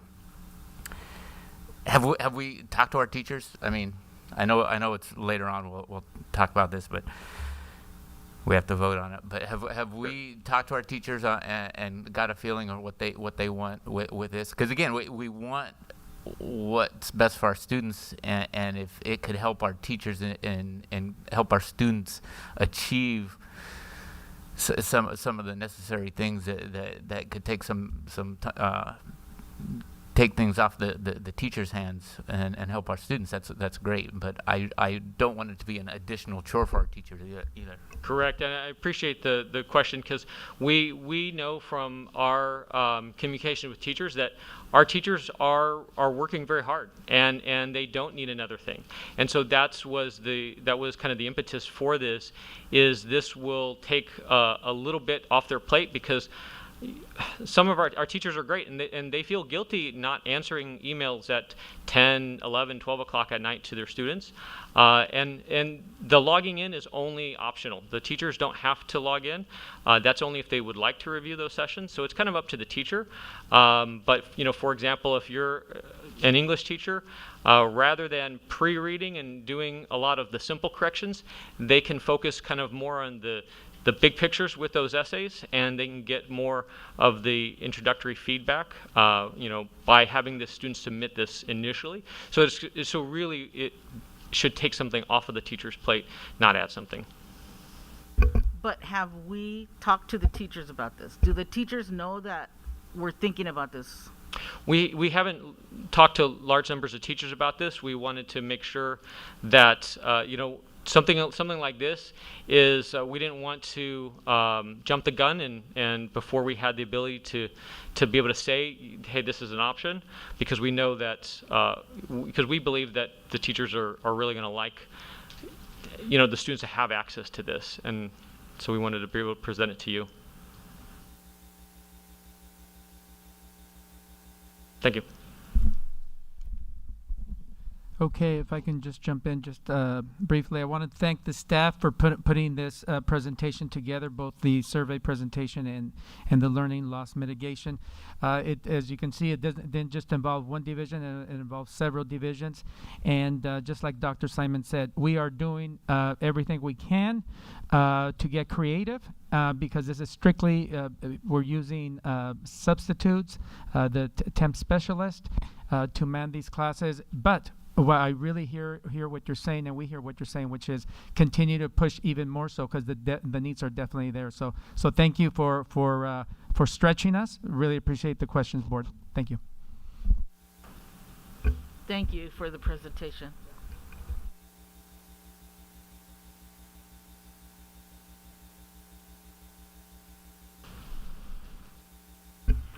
We will move on to superintendent's report. Dr. Buenrostro. Thank you, Madam President. So I want to congratulate our student and staff that received special recognition earlier today in the program. Wonderful, wonderful job. This is my first meeting as a proud superintendent here in Corona Norco, and I really say that proud superintendent because I know the caliber of district that we have and that we need to continue to have and move forward. I wanted to focus today on 5 themes, if you will. These themes are gratitude, collaboration, reestablishing trust, communication, and COVID-19. Gratitude. First, I'd like to express my heartfelt gratitude to our Board of Education for entrusting me as your next superintendent. It's an honor to serve in this role in my community, and I say that my community because this is home to me and to all of us here. I'm clearly aware of the awesome responsibility and the need for transparency, for leadership, for a clear vision moving forward. Two, collaboration. I know that there's extreme heavy lifting ahead, and I look forward to working with all of our stakeholders to move our district forward. This is especially true of our relationship with our CNTA and CSCA unions. The need for us to work collaboratively, to have clear communication and dialogue is more important than ever before. And we need to work together. And you can hear from me, I will do everything possible for us to continue to improve our communication here. And I really, really appreciate and value every one of you. That goes to our unions. So thank you, Chris Rodriguez and Lorena Lopez. Okay, next one is reestablishing trust. I plan on focusing my efforts on elevating the trust and confidence from our community, which I know was compromised by the unfortunate actions of our former assistant superintendent, Mr. Ted Rossi. I look forward to visiting all of our 51 campuses, meeting with our teachers, support staff, administrators, parents, and hearing from our students. Fourthly, communication. I am committed to staying in close communication with our staff, students, and parents, and look forward to sharing in my upcoming weeks, my first 100 days and beyond. This includes a new, a 2025 strategic plan and a state of CNUSD presentation that we have planned later on in March and April, and more information to come. And in closing, COVID-19. We know that the current pandemic has taken a toll on all of us. We also know that we have a tall order in front of us, and the responsibility to get our students back to campus and get them back in a safe manner. Clearly understand that. We will continue to stay in close communication with our parents and staff and students moving forward. And I thank every one of you, and thank you for being here. And again, really, really proud of what we have done. But I know that we have a lot of work ahead of us, and look forward to that challenge. Thank you. Thank you, Dr. Buenrostro.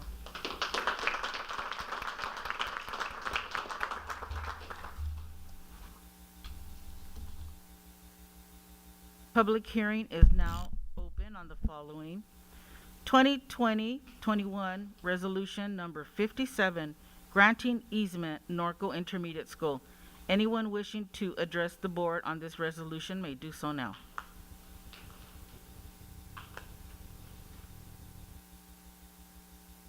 Okay, the public hearing is now closed, and the Board of Education will consider this resolution later in the meeting. We will start with our student, Tessa, board report. Thank you, Madam President. For the month of October and beginning of November, the following high schools have done a very good job with keeping up with the students in terms of student activities, virtual information, and announcements. Corona High's ASB participated in the Life Skills Oktoberfest. They hosted a Halloween trivia game, and for the week leading up to Halloween, they held virtual spirit weeks and had a virtual pumpkin carving contest. To keep the student body spirit up, they've been meeting with leadership groups on campus so that they're updated and each can plan their own spirit weeks and give out school gear as prizes. Centennial High has hosted a virtual college fair on Zoom and have been keeping up with awareness days such as breast cancer awareness and a relay for life. Different leadership classes were in charge of different spirit days and weeks. For example, Unity for Suicide Prevention Week and Red Ribbon Week, while more upcoming spirit weeks are to be determined. Last month, they hosted their district-wide concert, which we discussed last month with Roosevelt and Santiago. They're doing their best to support teachers and staff with social media announcements in their ASB. Their freshman class has begun to write thank you cards to troops and veterans. And finally, their Husky Buddies Club hosted the Life Skills Oktoberfest with their part of the collaboration. JFK's ASB recently hosted a Halloween-themed virtual Spirit Week. They also concluded their biannual blood drive last month and participated in the Life Skills Oktoberfest, where we hosted a craft and chat. We hosted a walk before the walk for our senior class, where they could take their ID photos and have cap and gown fittings. Our booster club held a pumpkin carving contest and an essay competition this month. Our Renaissance has been highlighting student and staff birthdays, posting Teachers of the Month for recognition, and sending out awards for student recognition last week. In addition, Renaissance and Key Club have been planning upcoming game nights for the student body, and counselors are keeping students updated with college webinars as well as highlighting JFK alumni. For Roosevelt High, they have been participating in multiple Spirit Days weeks for Bullying Prevention Month, National Unity Day, Cultural Awareness, and Breast Cancer Awareness. They have increased community service opportunities, recently had a socially distanced event for students to take ID pictures at the school, and to set up their BYOD devices. The leadership classes are hosting the following: Red Ribbon Week, FAFSA Night, virtual game nights, and pumpkin carving contests for the themes. And they also participated in the Oktoberfest. Norco held a virtual pumpkin carving contest like the others and have been keeping up their class pages on Instagram for competition in school spirit. They also participated in Oktoberfest. Basically, all the high schools participated in this event for the life skills and special ed students, and presented a short Halloween themed film for them. Santiago is posting school announcement videos containing information about activities, school announcements, and also for the senior class, college webinars, and FAFSA. For breast cancer awareness, they held Virtual Awareness Day, where students and staff dressed in pink. They are continuing to post their webinars regarding college admissions, equity, etc. For Student Spirit, they have been keeping up their social media pages for class competitions. Lastly, they have been writing greeting cards to students and teachers to recognize their achievements and contributions, and also Oktoberfest. That concludes my report. And to add, Madam President, I was wondering if I may be excused for this night because I have some work to do myself as a student. You can call it tutors. Oh, yeah. Yes, you are excused. Thank you for being here, and thank you for your report. Thank you. Good evening, everyone. Okay, we will move on to our board member report. We'll start with Mr. Z.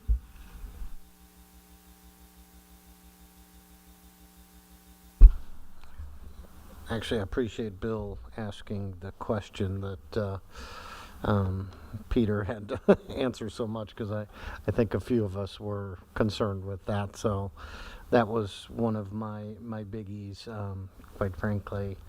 And I guess I'm just going to say it again.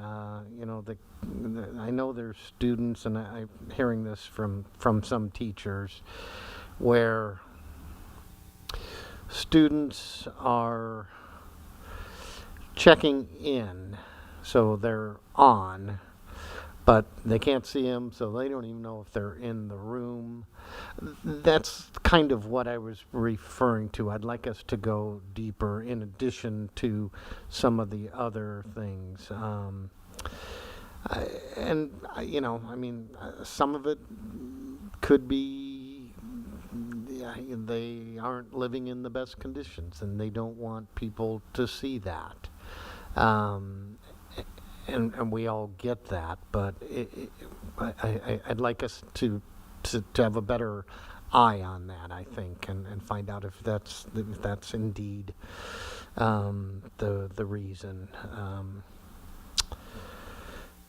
And I think that's and just for our special ed, I know we're increasing, and I did like that sheet where it shows we're at more schools and doing the cohorts. But like I said, I know we're somewhat limited because we're in purple, but I do think it boils down to learning loss, and it's not just special ed. I think there are a lot of students that are just falling behind, and a lot of it we know is because of the social emotional. I mean, they feed off of their classmates. So I don't have the answer to fix it, but like I said, I think if we can just do better check-ins on those.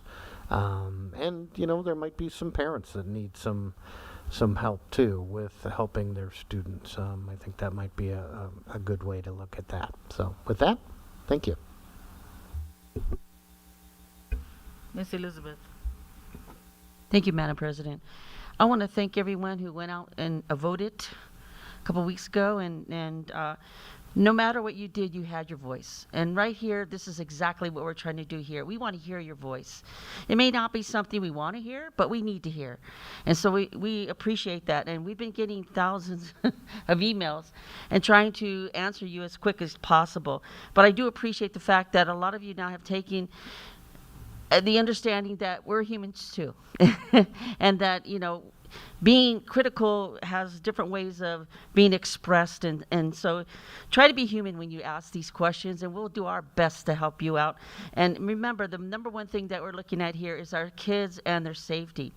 I also want to commend the administration for these programs that we have now, put kids in cohorts, bringing them back slowly but surely. I know the kids are excited. We've gone out to the sites and seen them, and it's all baby steps. However, we're getting to the point where this is the need of the kids out there. They need to get back to school. We need to see them back in the classrooms. But as we look at the other districts, they're also looking at different things, but the eye is upon us right now. And so I want to make sure that we do it right, and that's the whole purpose. And as Dr. Buenrostro will tell you, that everything we do has to be approved by the county. Everything has to be approved by the county. And we're not taking steps out of those boundaries.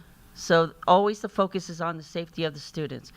So please, I want to thank you again for bearing with these times, these tumultuous times, if you will. But we're getting through them, and hopefully we'll see the end of the tunnel, and we'll all be together back in school again. Thank you. Thank you. Dr. Lawless?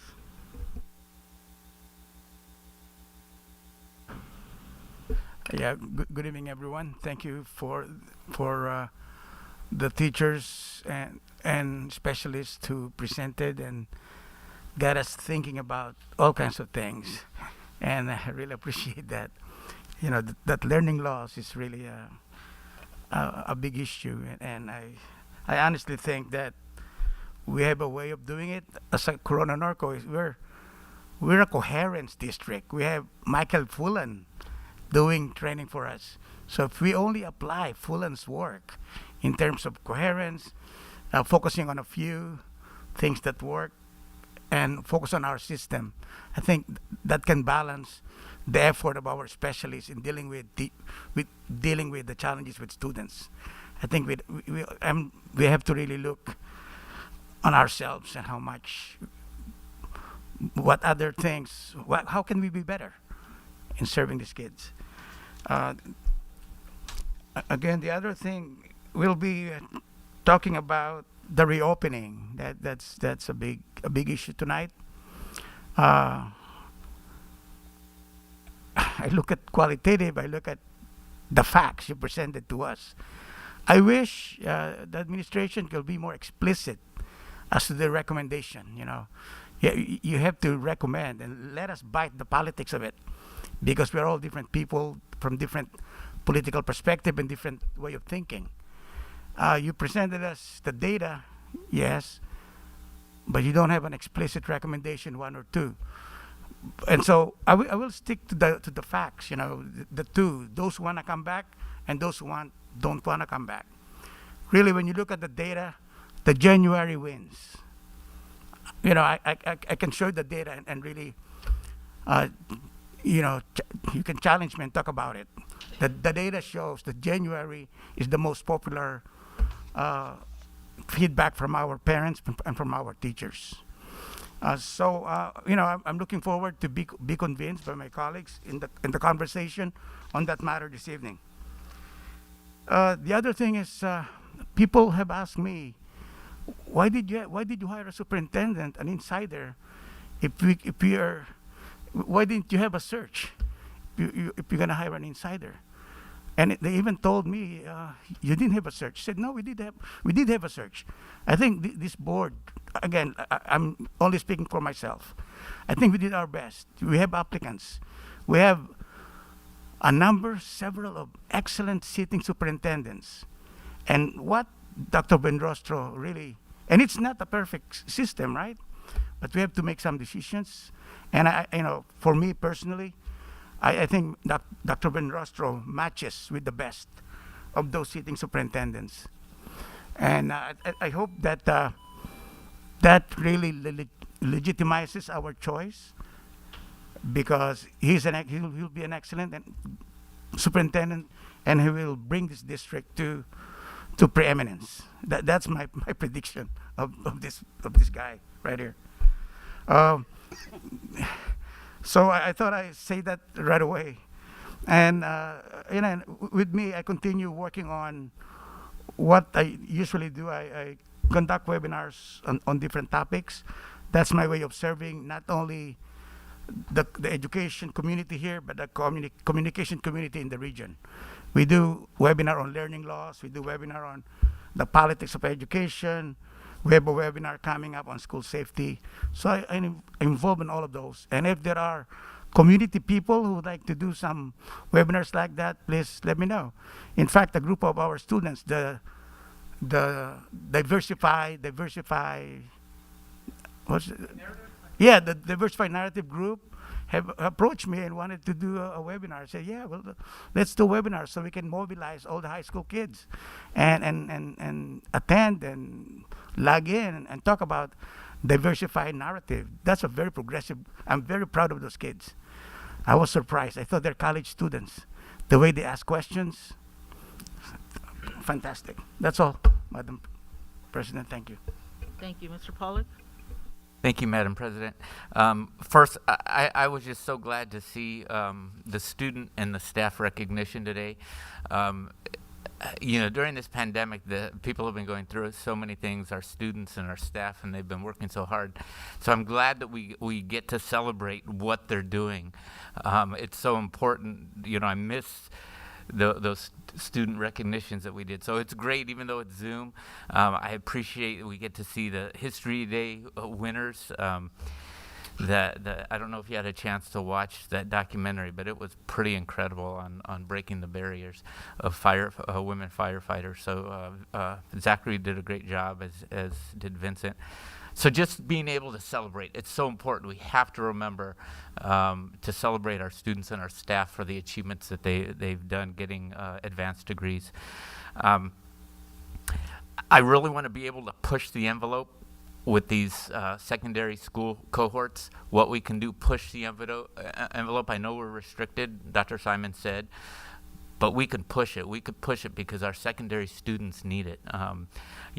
As Dr. Lala said, we're going to be discussing the K through 6 waiver, but we need to see what we can do. We need to push against the county and the state as much as we can to get our students safely back on campus at the secondary level. And then finally, just going back, I know we had a long discussion. I just want us to really look at the cost of that plan. I'd like to be able to get feedback from teachers, and if we're having a problem connecting device-wise, the students that need that tutoring the most might not be able to do it. So I want to look. I think it's a great idea, but practically, that's a lot of money if we're only going to be reaching 10 or 15% of our students. So, I'm just looking at the CARES Act and that $500,000 and how we could best spend it, and if this is the best way. It might be, it might not. So I want to challenge us to maybe look at that, maybe table that when the time comes and look deeper into it. I don't know if that's a possibility. Thank you. Yes, I say the same thing. It sounds like a great program. I just want to hear a little bit more because I don't want us to fail with this. That's a lot of money coming out of the CARES Act.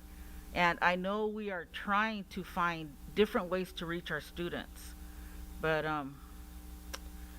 I think we need to, I don't even know, I think we need to look into it a little bit more. For us, maybe we need, I know you all looked into it, but I feel there's a lot of unanswered questions for us. I'd like to say happy birthday to our Marines. I know we have a lot of employees that were in the military. We have students that have graduated now that are serving our country.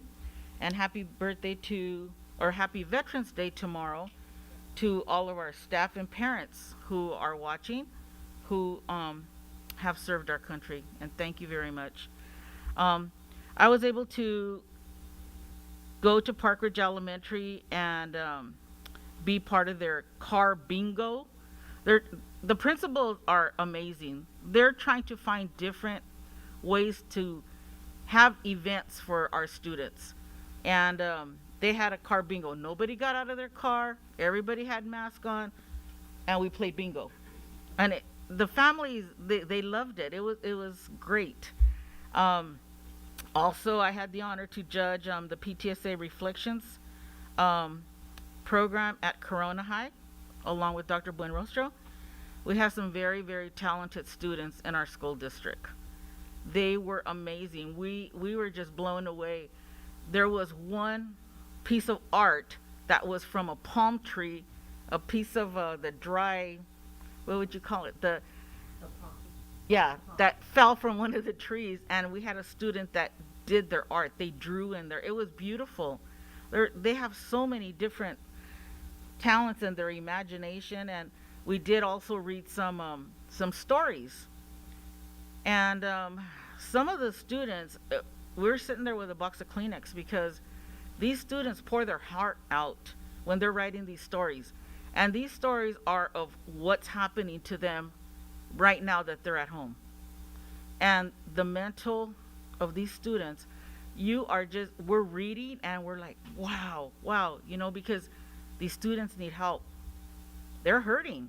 And maybe some of these kids are not telling the parents, or maybe they're not showing it, but with the writings, almost all the writings that the applications that they turned in with their literature stories, it was sad.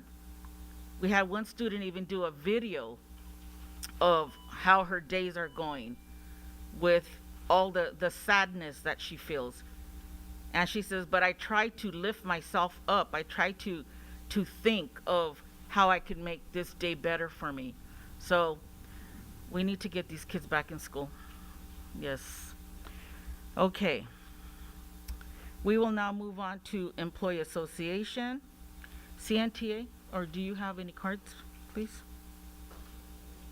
CNTA? Okay.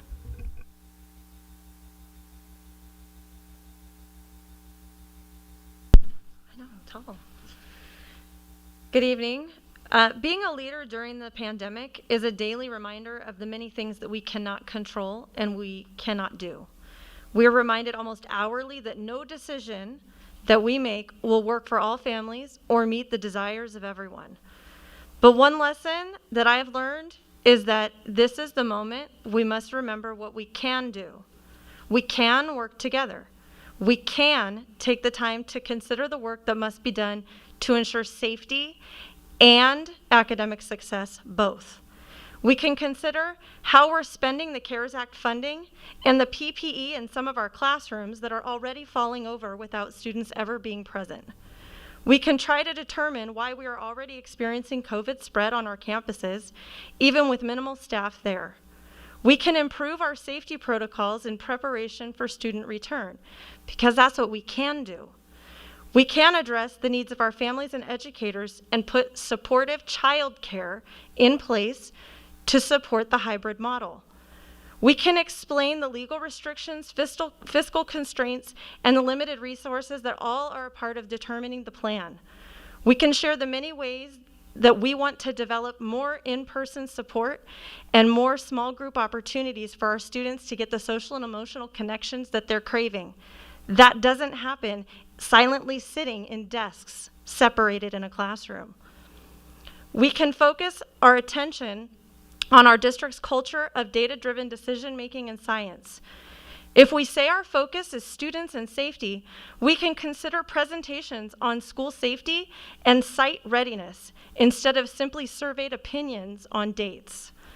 And we can be leaders who can take responsibility for our decisions and the agreements that we direct our bargaining teams to make, especially when they're difficult to explain or understand. But ultimately, the only way that we will be successful is if we come together. In the response to the survey data presented this evening, I've already been communicated and told to please share. Many parents and staff did not receive the link to take it, and that many believed that when the county permits was an interpretation of when they return to red, not the waiver. So I would like you to take that into consideration because I have been asked to share that with you. Maybe some thought one thing, some thought another. It's important to keep in mind. We all want to return to school, and we all want COVID to be over. But if you consider the data that showed that roughly 50% of your administrators are saying that they are comfortable with a January return, that should speak volumes to the district and site readiness to welcome our students back to school. Thank you. Thank you. Is there someone here from CSEA?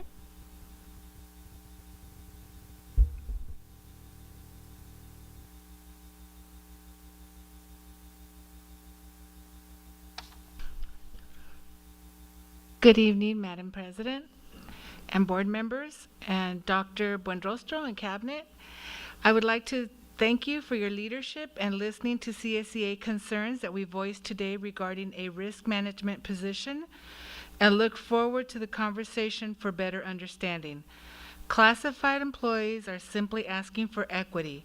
We are all in this together. Also, CSEA would like to congratulate Dr. Sam Buenrostro as our new superintendent. He's always been a great listener and a problem solver, and we are looking forward to a collaborative relationship. Thank you. Thank you. We will move on to public comment.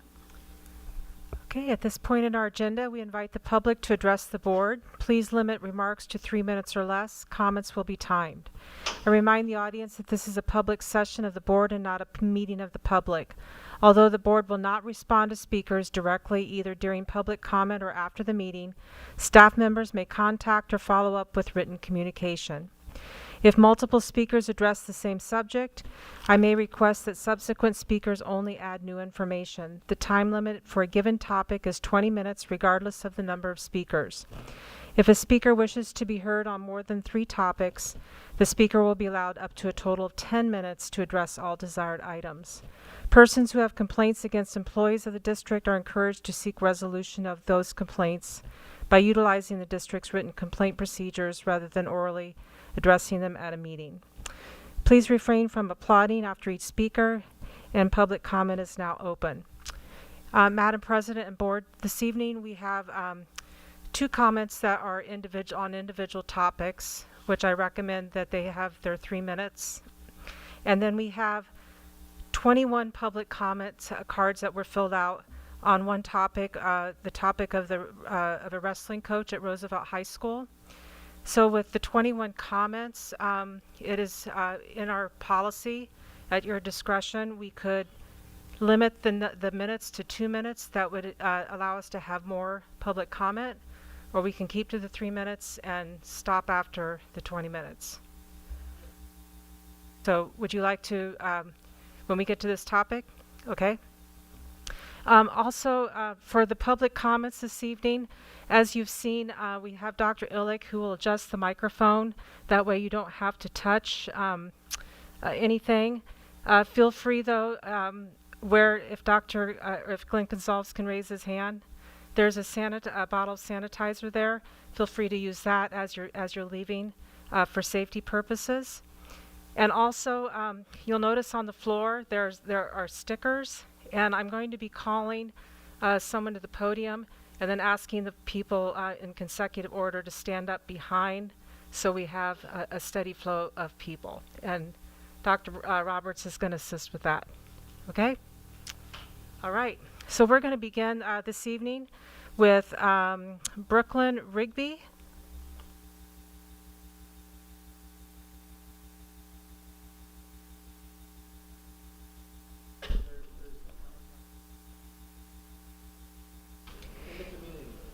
Good evening, Corona Norco Unified School District board members and administrators. My name is Brooklyn, and I am a 7th grade student in Augustine Ramirez Intermediate School.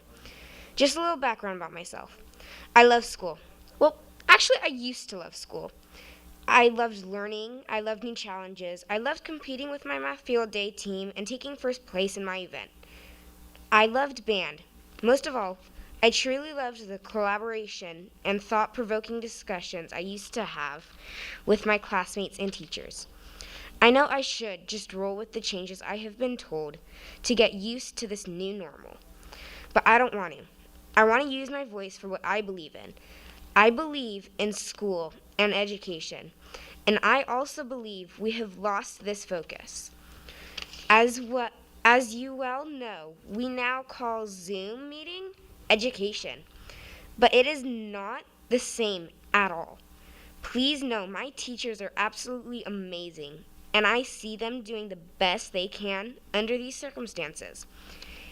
Even given their efforts, school is not what it ought to be. Today, I am here to ask you to please commit to us kids. I am asking you to please be ready to get us back into our classrooms as soon as possible. Please, can all of you commit to helping the kids as your first priority? We need you. We need you to see us and understand our needs. Please put the students first, and thank you so much for your time. Thank you. Okay, next up we have Lisa Foster. On deck we have Harlan Kistler, followed by Randy Campbell, Romano Santana, and Ray Gumatico. Good evening. Sorry, I'm a little nervous.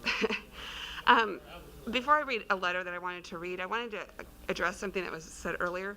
I'm a teacher in the district, and I teach on B-Track. And with the question you were asking about the November date versus the coming back, it was a little confusing in the survey because I want to come back as soon as possible. But I went to do that one and the November date. It wouldn't let you do two. So I think I was one of those teachers that went and did the November date. So you might want to check and see if a lot of those parents and teachers that did that might be B-Track teachers, because that would be the soonest we could come back was before November.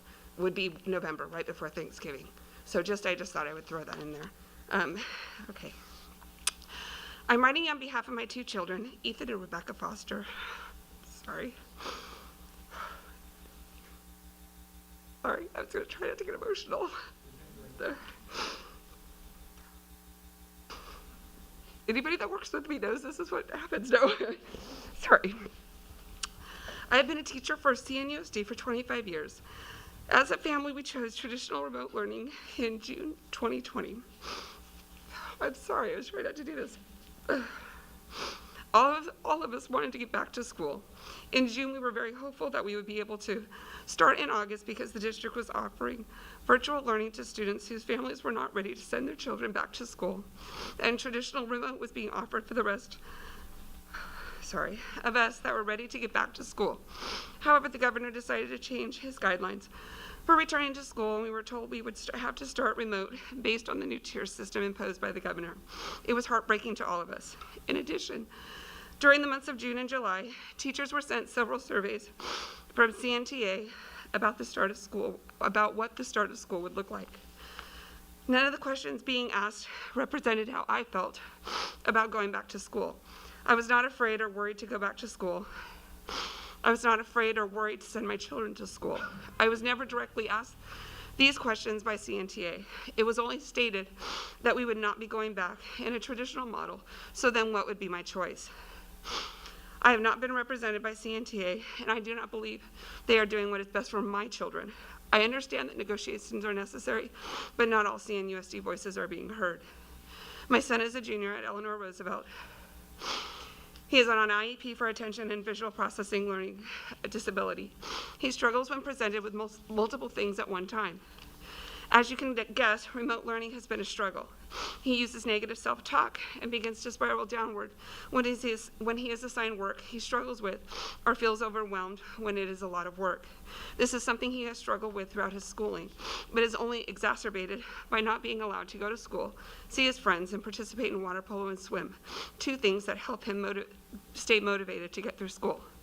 Fortunately, we have our faith in the Lord, and we are there to help our son through these times, tough times.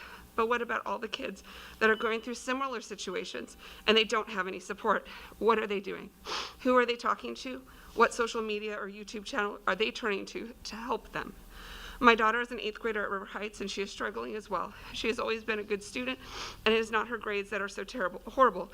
It is just her overall attitude. She is sad, negative, and has cried on multiple occasions about how much she hates remote learning. Again, we talk with her like my son. We pray together, and she feels better for a little bit, but then it creeps back in, because no matter what some people try to say about remote learning, it is not a good fit for the majority of kids. Children need to be... Okay. All right. Okay, Harlan Kistler. Yes, good evening, members of the board. I'm here to support Coach Cataline, and by way of background, I'm the ML King wrestling coach. I've been coaching high school wrestling for 25 years. I've been an attorney for 31 years, so like the Catalines, I'm off campus running a very intense program all year long. I can tell you with close observation, watching Stephanie interact with their wrestlers and the parents at wrestling tournaments where you weigh the wrestlers in at 6:30 in the morning and you're there competing till 10 in the evening, and you come back the very next day, Saturday, and you run through it another day. For 13 years observing her, I can tell you she's an outstanding coach, and her coaching goes beyond the medals. I mean, Coach Campbell will tell you how successful Roosevelt's been in the past 5 years with a state champ last year and too many CIF place winners to count. But their coaching goes beyond the medals. I've watched them. They do a lot of tutoring for the underclass wrestlers that never make it to the famed position of varsity. They run a lot of tournaments, the CIF tournaments. You can check with Rod Wygod and CIF, how professionally they run their tournaments. When the King parents come to the dual meets at Roosevelt, there isn't any animus. There's not an us versus them. It's such a wonderful atmosphere, even though you've got this great sport of wrestling that's more like boxing and taekwondo, and so emotionally charged that sometimes you get an incident with a parent or a wrestler that with no experience in wrestling and the physicality of it, that sometimes you get a comment that kind of destroys a history of 13 years of a successful program. You're going to see a lot of people come in outside of Roosevelt and with and the Booster Club of Roosevelt with unbelievable, undying support for Stephanie Cataline. I can tell you in 13 years, she has raised the bar for civility and sportsmanship. Those wrestlers walk into a gym, they are so respectful of everybody else. Unlike other teams, when you go to these tournaments, there are 50 teams in there. They really stand out. If you see a videotape of senior night and you see the effort that Steph puts in to acknowledge her senior wrestlers, you know what I'm talking about. She puts in so much time. She doesn't get paid. She dedicates her coach's stipend for the impoverished kids to buy them wrestling shoes. Okay, I don't get paid to coach at King. I've been coaching there since it opened. She's got a lot of compassion and passion for those student athletes and those parents like I have never seen. King would love to see her on the other end of the mat next year. I think Eastville really needs her to get back into action. She's a wonderful quality individual. Thank you. We have Randy Campbell next. Good evening. Congratulations. My name is Randy Campbell. I am newly retired, 31 years, PE teacher and head wrestling coach at Centennial High School. And I also did 10 years before that at 3 years at Norco High and 8 years at Elsinore High School. But let me go back 14, 15 years here where I first met Mike and Stephanie and their family. Their family is involved in wrestling, a lot like mine. My son wrestled for me. My wife is very involved. She's not the coaching type, but she's very involved in the wrestling. So it's a family affair, just like the Catalines. So for the last 14 years, the 31 years I was at Centennial, for the last 14 years, we competed with Roosevelt at a different level than some of the other schools. Through many meetings, summer league workouts, CIF workouts, preseason workouts, yeah, it's year-round, 365 days. We take Sunday off, we go to church, yeah, we know that. But it's year-round. Wrestling is a year-round program. We host tournaments together. We go to theirs, they come to ours. We help out at CIF and league tournaments. But you know what?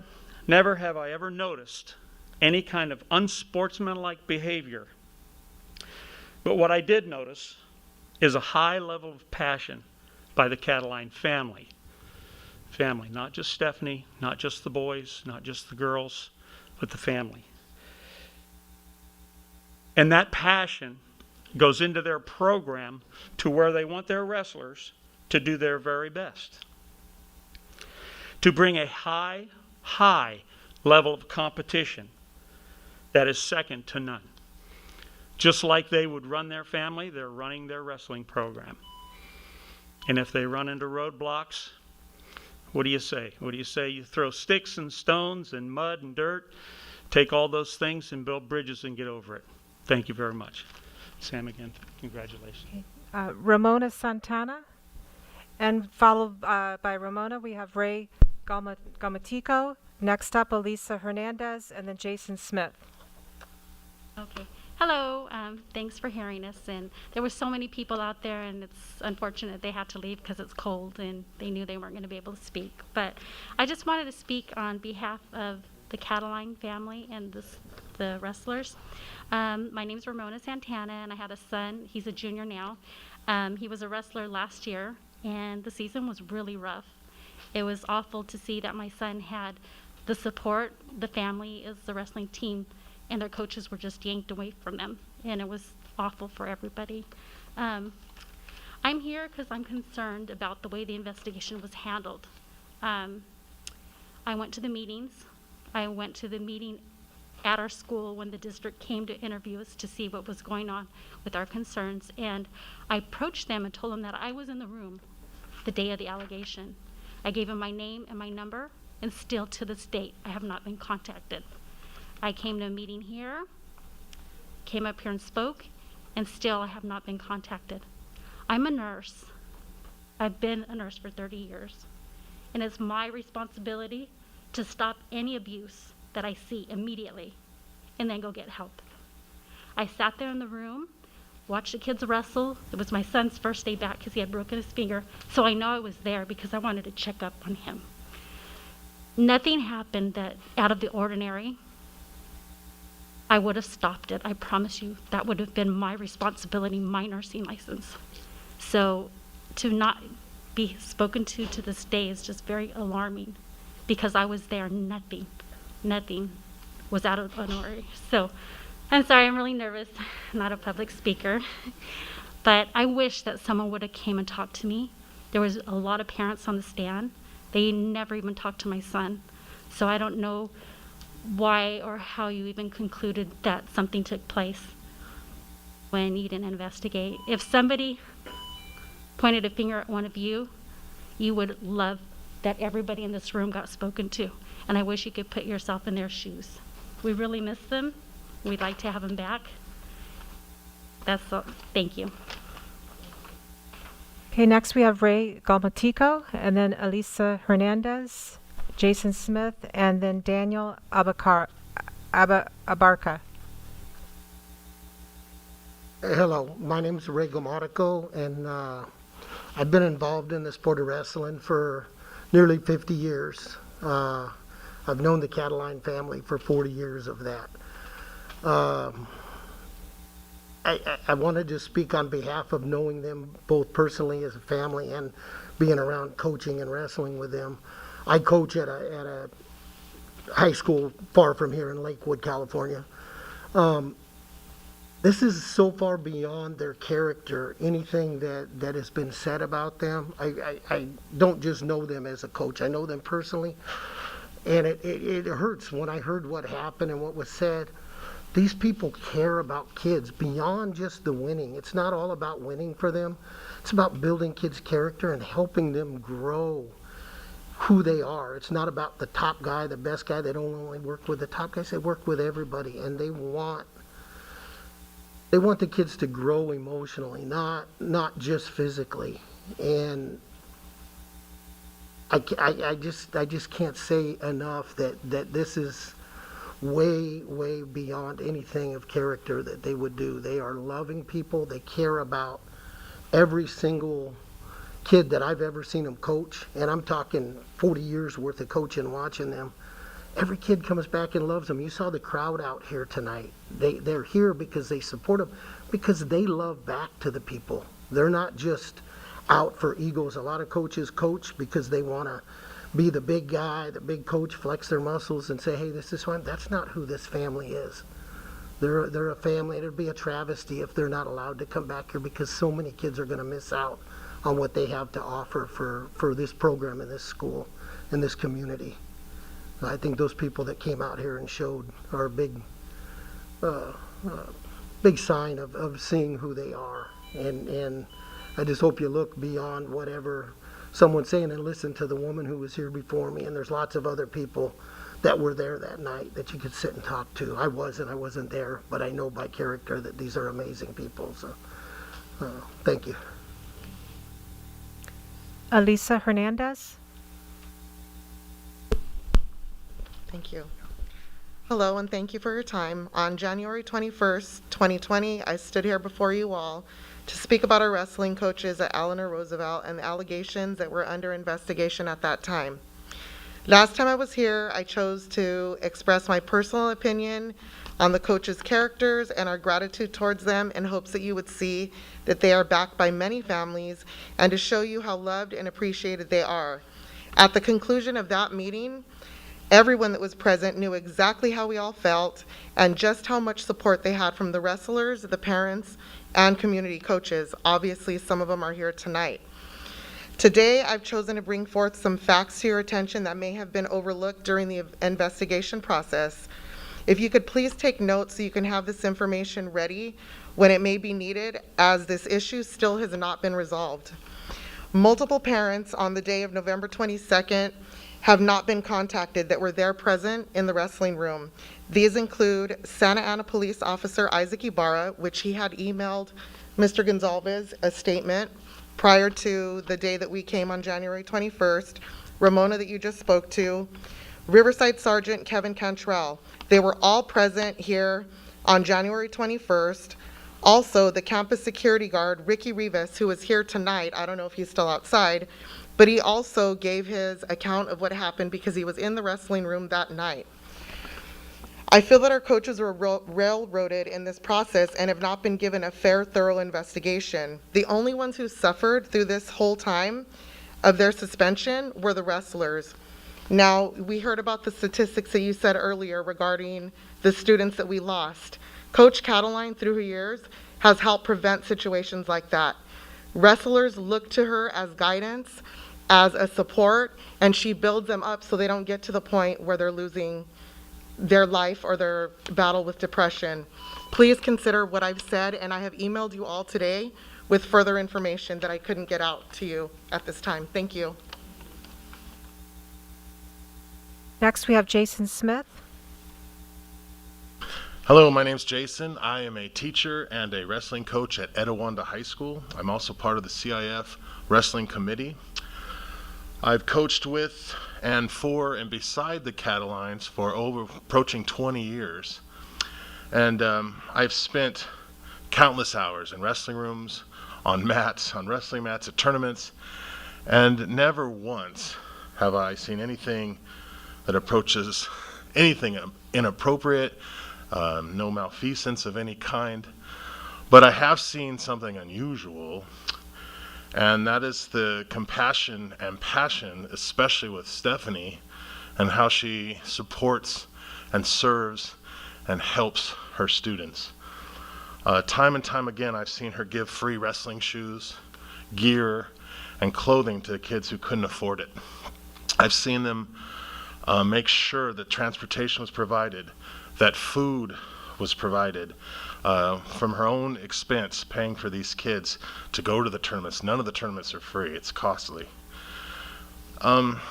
So I also wanted to say that this is my 28th year of coaching wrestling, and I can take my kids anywhere I want, basically, to wrestle, but I often take them the off season to Stephanie and Nico and Mike so that they can work with them, because they're outstanding coaches, but they also teach life lessons and life skills to their students. I trust them implicitly. I trust them with my own kids. I can't say enough about their character and what outstanding coaches they are. Thank you. Next, we have Daniel Abarca, followed by David Westner, then Brent White, and Casey Jensen.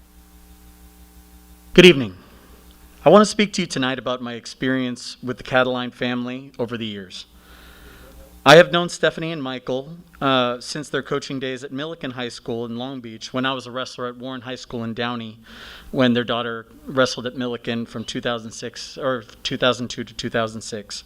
Since then, I've been the wrestling coach at Paramount High School for the last 14 years. And over the years, we've competed against each other, Roosevelt High School, Paramount, at several different tournaments, from dual meet competitions to the state championship in Bakersfield. I knew them then, as I know them now, to be honorable and respectable people. Truly, when my team saw Roosevelt at a tournament, my coaching staff and I knew that the tournament was going to be a more competitive and immediately improved tournament. It has always been a pleasure to compete against them, because they have never shown anything but the epitome of class and good sportsmanship. Coach Nico and Coach Mom, as many affectionately refer to Stephanie, are tremendous competitors who deeply care for their wrestlers, the integrity of the sport of wrestling, and athletes from other teams. As an example, during in the middle of a tournament, when there are several of my wrestlers wrestling, say, on other mats, and I'm not to be able to go over and attend to my student, Coach Nico would have no problem going over and coaching up my kid, which I would have no problem doing with a Roosevelt student as well, because that's just the community of the sport. Pardon me. I cannot speak to the allegations being made against them, other than to say, in the almost 20 years of knowing them, that it is not within their character, in my experience, to put a student in harm's way.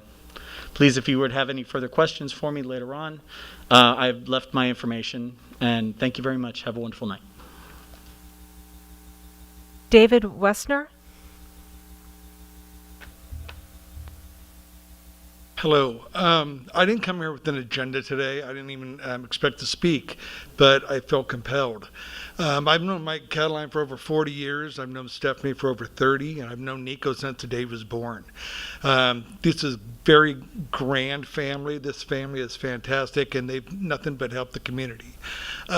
My son's never wrestled for him, but my son always competed across town in different schools against them, and they've always allowed my son into their wrestling room, treated him like family, and nothing but great things.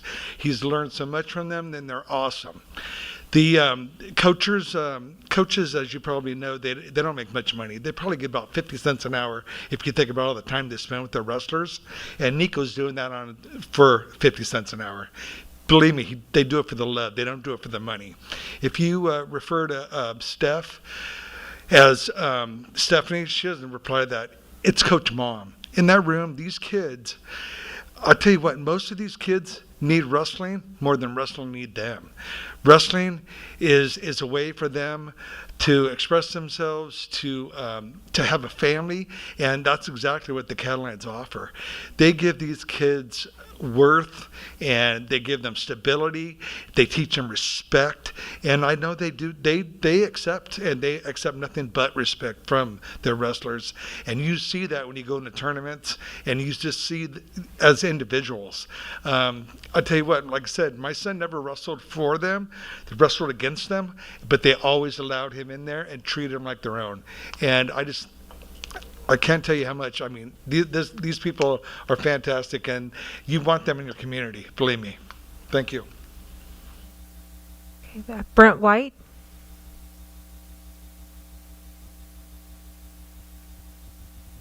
Hi, my name is Brent White. I'm the head wrestling coach at Colony High School, and I've known the Cataline family since 2005. And they actually came and coached with us at Colony with myself and Coach Smith, who was in here a little bit earlier. And the first thing I noticed about them right away is that they had this unbelievable level of respect that they were able to show all the kids, and then the kids showed back. That was the biggest thing that I noticed right away. I've been coaching for 25 years now. I always try to maintain that same amount of respect in any other sport I coach. I coach baseball and football as well. So that was the main thing that was really impressive.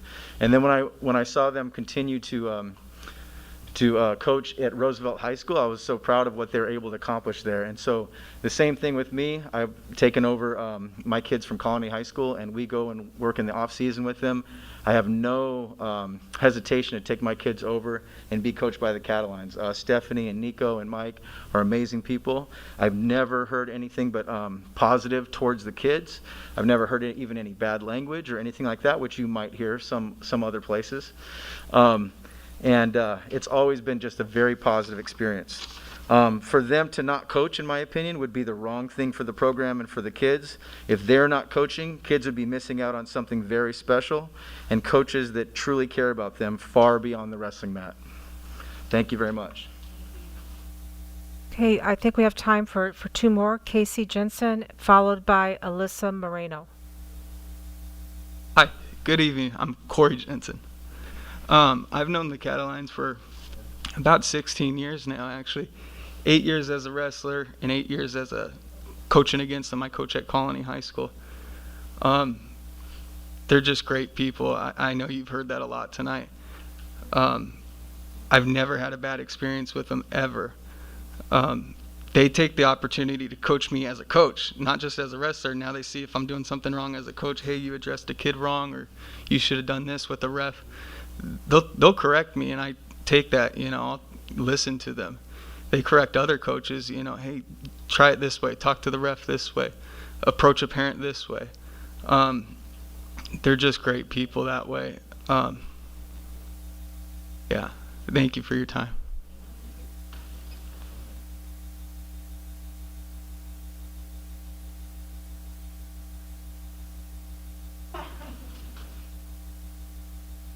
Hello, I'm Luis Robles. I'm taking the place of Alyssa. She told me I can take her spot since the last speaker.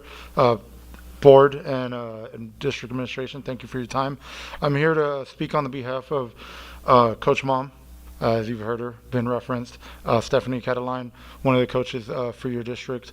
I just want to say that throughout the years that I've known her, which I knew her before she started coaching at Roosevelt along with the rest of the Cataline family, but I could say that we really grew tight since they opened up Roosevelt as a wrestling program. I believe when I was coaching at Paris High School, it was the first dual meet actually that Roosevelt competed in, and it was against Paris High School.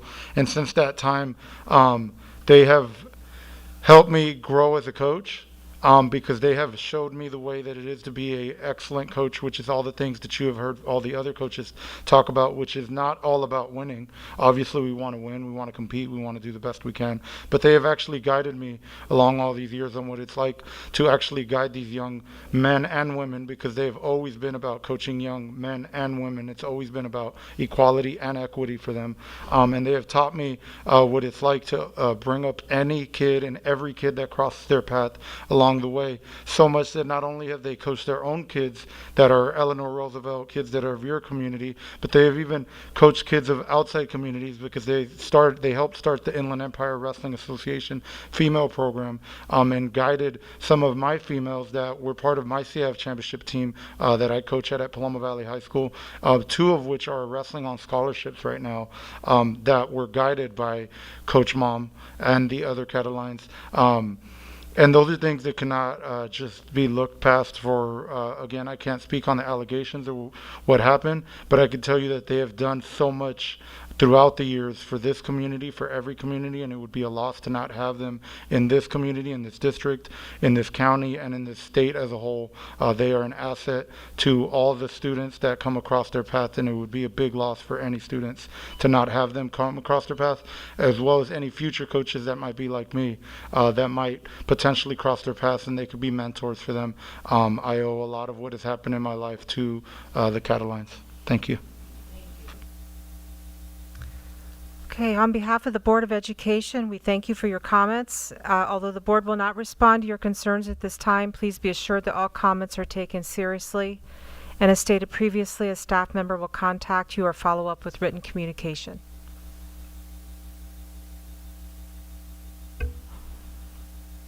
Thank you to all the speakers tonight. Okay, we will move on to the consent items. Are there any questions, comments, highlights on any of the consent items? I have several items I'd like to pull. Pull 14C, which is on page 7, and then pull 18A, like Apple, number 2, and that is within the document. It's on page 10.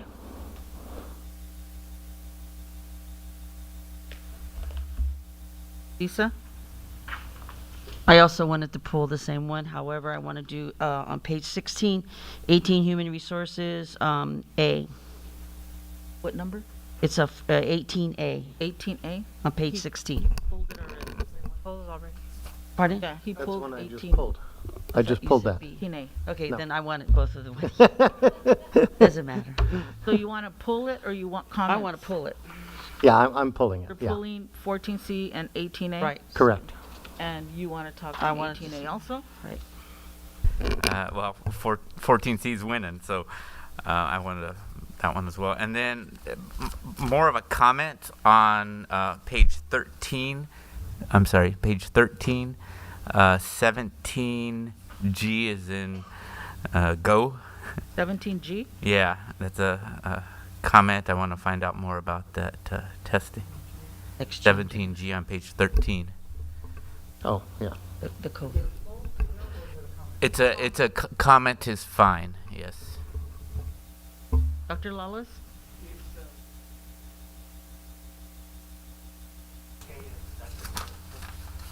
We will discuss that, yeah, when we get there, to that one.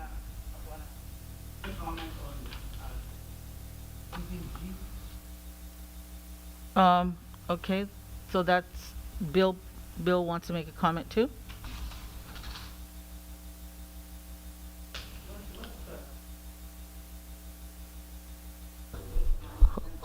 Jose, I don't think your mic's on. That's the one we pulled it. That's 18A. We pulled it. A, 18A? That's the one, okay. Thank you. Alrighty, so we are going to vote. What, you want to do the comment first before we go to? No, wait. 18C says here, attached 2021 revised classified management salary schedule, and it says adds risk management benefits under Director 2 of Range 3A. What page is that? Page 17. Is that the same as 18A? No. 18C is on page 17. I think Yeah. that's the one that we pulled, right? 18C? It's on 16. Let's see.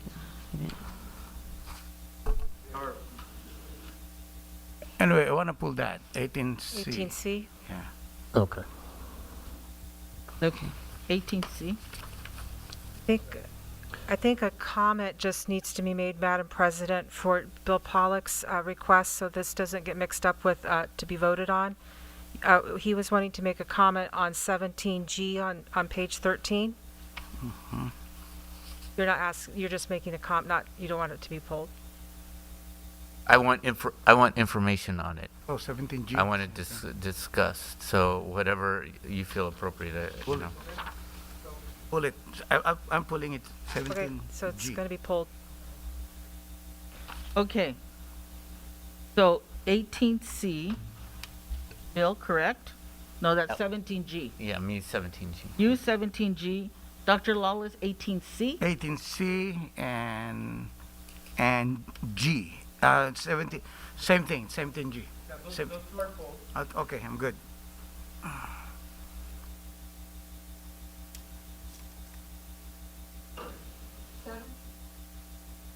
Yes, it's pulled. It's pulled now. Bill, no, Dr. Bill Lawless. wants to make a comment. Dr. Lawless wants it pulled. Pulled by Dr. Lawless. Okay, we will start with 14C. Yep, approve consent items first. Madam President, I'd like to, excluding the pulled items, I'd like to make a motion that we accept the consent, excluding all the pulled items. I didn't write them all down, so. Okay, 14C, 18A, 18C, and 17G. Very Have a good. second? Okay. So we're gonna vote Jose? Yes. Bill? Yes. Mary, yes. Yes. Yes. Alrighty. 14C. 14C is the one we've discussed quite a bit. For me, I'm not sure who asked the question first, but I think it is a very valid, I think we all kind of alluded to it. I'd like to pull this and, pull it and actually vote no on it, but. Table it. You want to table it? Table it. Yeah. That way, Yeah, and that's more what I'm trying to say. But I'm trying to give my rationale. First, I'd really like some more teacher input. It doesn't sound like we had that. I'd like some teachers, and quite frankly, I'd like us to be able to see it too. I think a few of us said that. And plus, with the holidays coming up, I think we're going to get more bang for our buck if we don't start the trigger till January. Otherwise, because we're off for 3 weeks in December, so we'd be paying for something. I mean, it might be used a little bit, but probably not that much. It just, from an economic standpoint, especially since it's so much money, I'd rather see it go to January. So anyways, table it. So. But does the contract, Dr. Simon? And maybe I'm wrong on that. I don't see an actual Yeah, so does the date. contract start when does it go a full year or does it go a school year? Well, it says It goes here. a full year. Yeah, from it says the beginning- November From the- 11th. Wait, excuse me, from the point we start or from the point? From the point we start, and I'll just double check with Peter, it's a full 12 months. Okay, Yes. regardless if we start in January or we start in November. So it'll be November to November or December to December or January to January.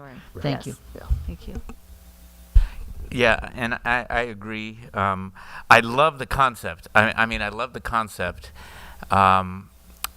I'm just concerned that the number of students who may utilize it, is it going to be cost effective, and could the CARES money be utilized, for something more beneficial? So, for example, like I mentioned, it's great, but if we don't have kids who can be connected Wi-Fi or have a device, it's not going to be beneficial. So I would like, again, and also I think I'd like to see some more teacher input and site administrator, our secondary school site administrators, to find out their thought on it. They have a good pulse of what's going on, as well as our teachers. But again, I would like to table it because I don't want to. If it's an opportunity and it looks great, I'm not concerned about the access with not having enough tutors. I'm not concerned about that. I think that if it's an international program, that part's going to be fine. It's our access, our students being able to access it. I'd like to table it till next. The motion? Next meeting. I would move that we table it until our next, I think it's December 15th meeting. we can have a little more time to delve into it. Second, Elizabeth? Lois? Aye. Aye. Aye. Aye. Aye.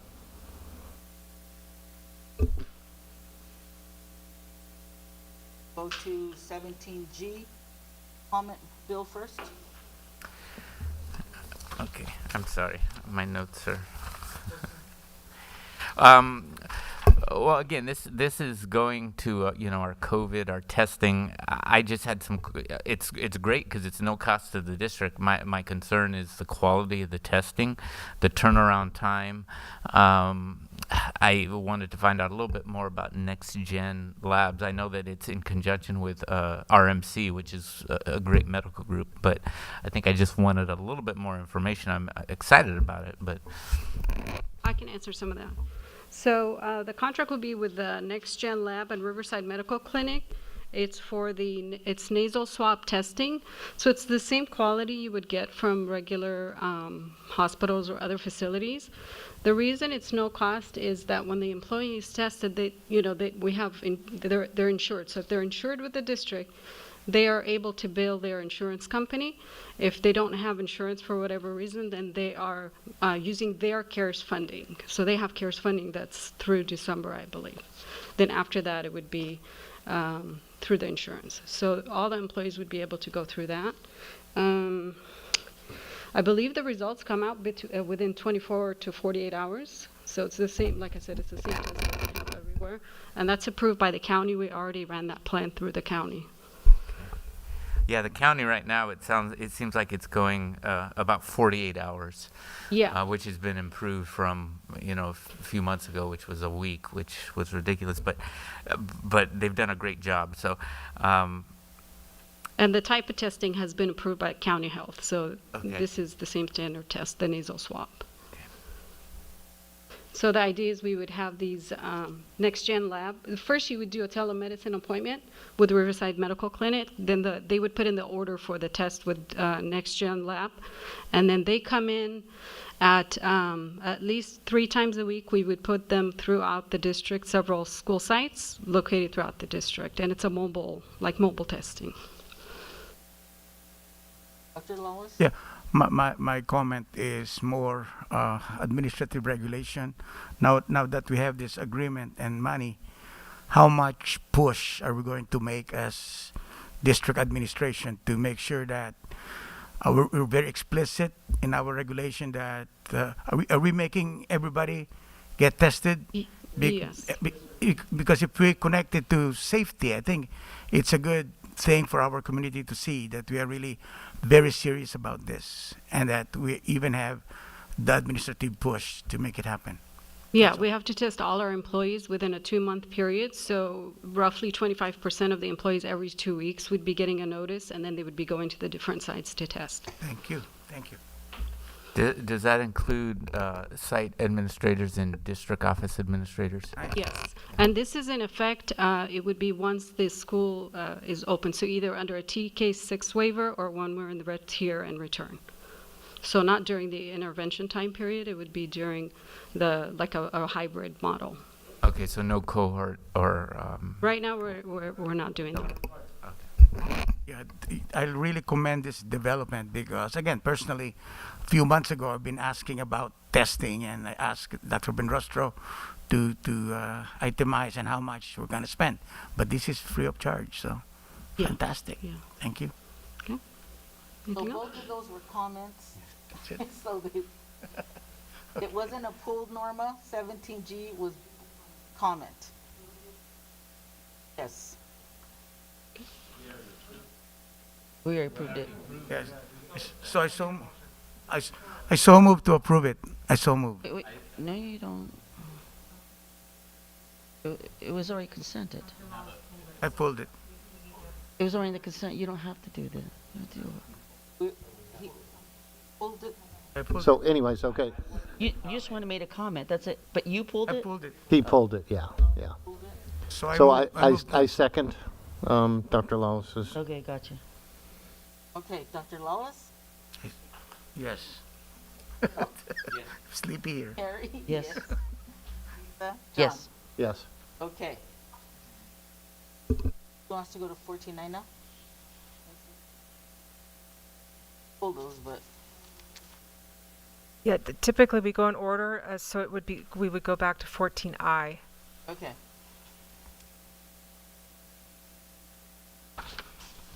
All right, 14I. 14I. What's this? The TK6 waiver permits students to return to school in a hybrid model. Included in this waiver are specific safety measures and protocols to ensure a safe return for staff and students in the remote transitional program. It is recommended that the Board of Education approve the start date to implement CNUSD TK6 waiver to return to school for in-person instruction. Now we are open for discussion. Okay, can I start? Okay, I recommend that we start November 16th, bringing back our TK6. And the reason being is that our students need to get back into school. Even though it may be minimal in person, it's still a baby step, like we said, to get the kids back to school. We have actually gone to the different sites to see the setup of the PPE. It might not be ideal for everyone. However, it is keeping the kids safe. And so we have gone beyond what the Riverside County office has asked us to do. And so the first day when they come back on the 16th will be a day where the teachers can prepare the rooms. Meanwhile, the students can actually learn the process of entering, what's that, ingress and egress. And so therefore, they will be able to understand the protocol for going and leaving school.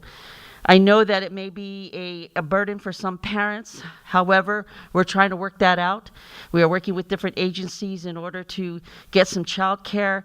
We've talked, I know that at my Riverside meeting, excuse me, my Eastvale meeting, okay, that we talked about that and we asked the community for some help.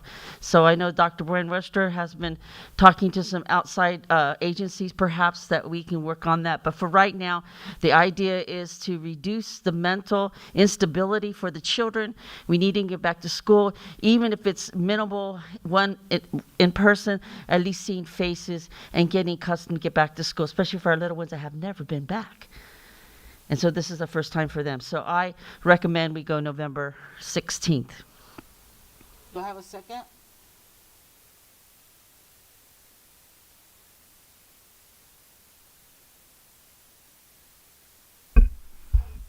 I recommend November 30th for the same reasons that Elizabeth has stated, but a different date.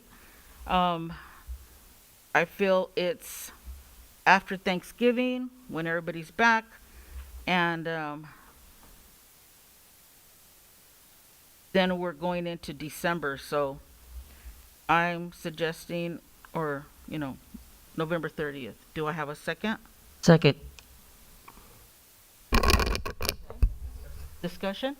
Yeah, I really oppose that. First of all, the data doesn't support that. We did a survey and it doesn't support that the families and the teachers and the administration have a good, is really favoring that. Second, that's a few days after Thanksgiving, after we families group together, and then we're gonna come back on November 30th. I'm afraid with the rise in positivity and infection, there'll be a spreader, and I don't want families to be exposed to that. And the changing season, American Academy of Pediatricians are saying that 61% of children in the United States are now infected. In total, 853,635. So there's a lot of danger in rushing through this, and plus,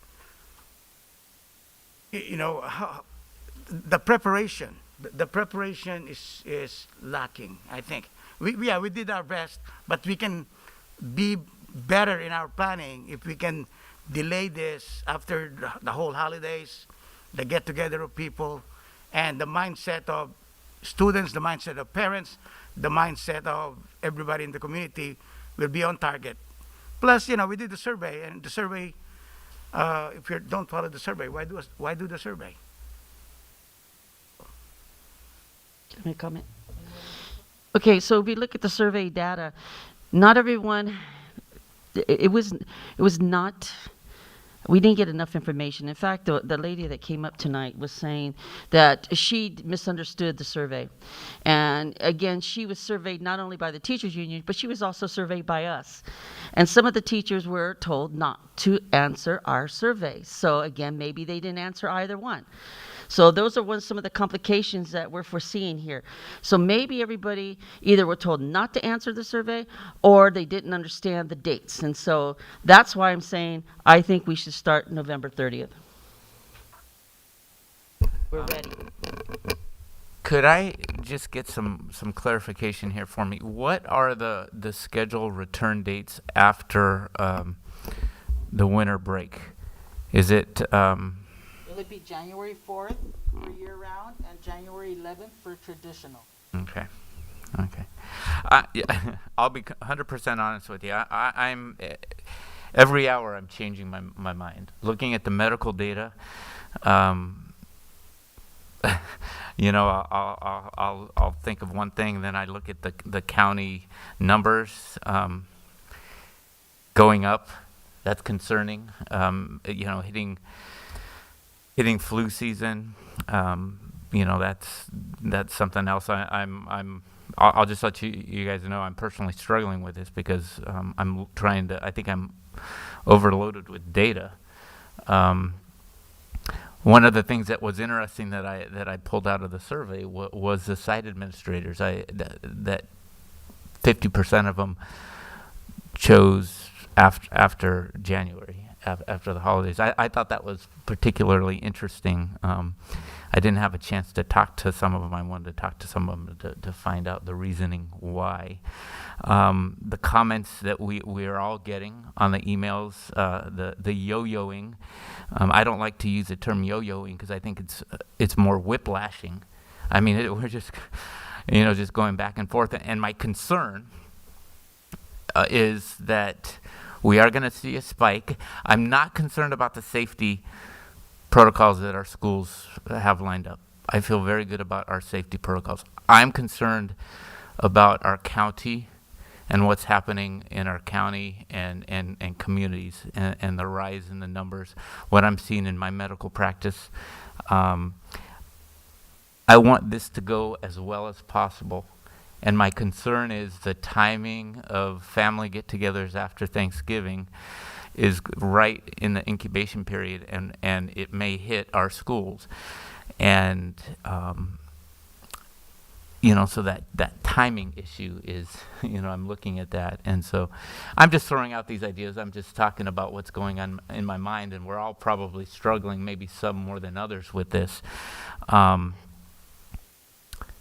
I thought the survey was a little bit confusing in some of that wording as well. So, right now I'm still debating in my mind. I think December 1st, November 30th, something like that could be a possibility. But is that 3 weeks prior to Christmas? Is that worth it? Versus after the holiday, after the winter break. Yeah, I'm all over the map too. And in the past, I've been pretty stern, quite frankly, in saying, yeah, go back. So what we're doing now, the remote or virtual, so the 30th, and then we go to the winter break, which would start on... Where does that start? Where did it go? Oh, I'm sorry. I lost my place. On the 21st, well, technically the 19th. So you get 3 weeks. Is it worth uprooting the teachers that are pretty ensconced in what they're doing and the students, and the argument of, Bill's argument of, and this has been kind of mine too, in that, you know, irregardless of what the governor has said, folks are going to get together for Thanksgiving. So then the potential to bring it back for 3 weeks.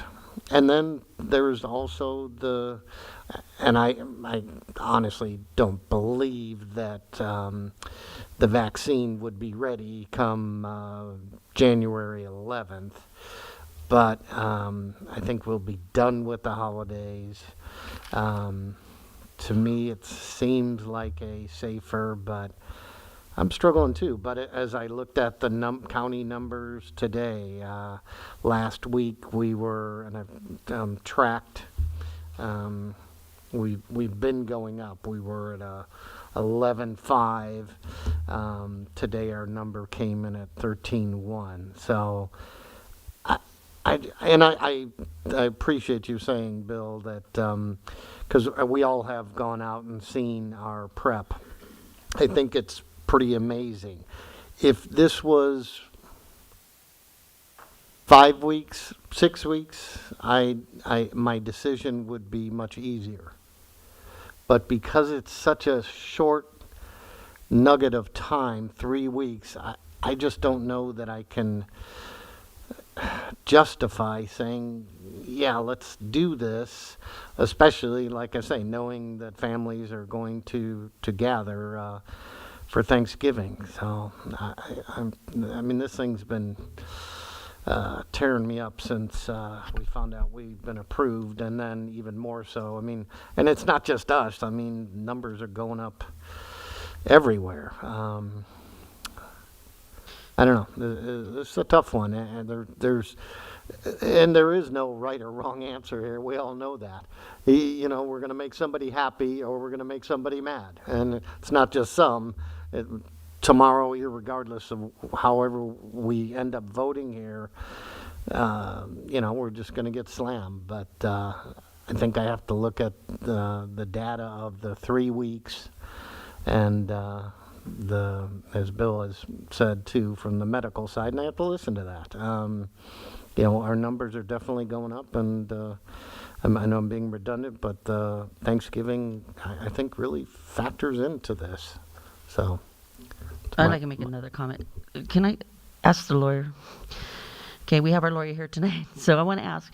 We do have surrounding districts that have opened their school for quite a long time, and their number of cases of COVID has not been astronomical, and so they've been through these couple of waves already with gatherings. So can you just make a couple comments on that, please, on how they're working working with the PPE and how they're abiding by the county regulations, and is it safe or is it not safe in your opinion, or what you have, not just your opinion, but what you have seen from these other districts?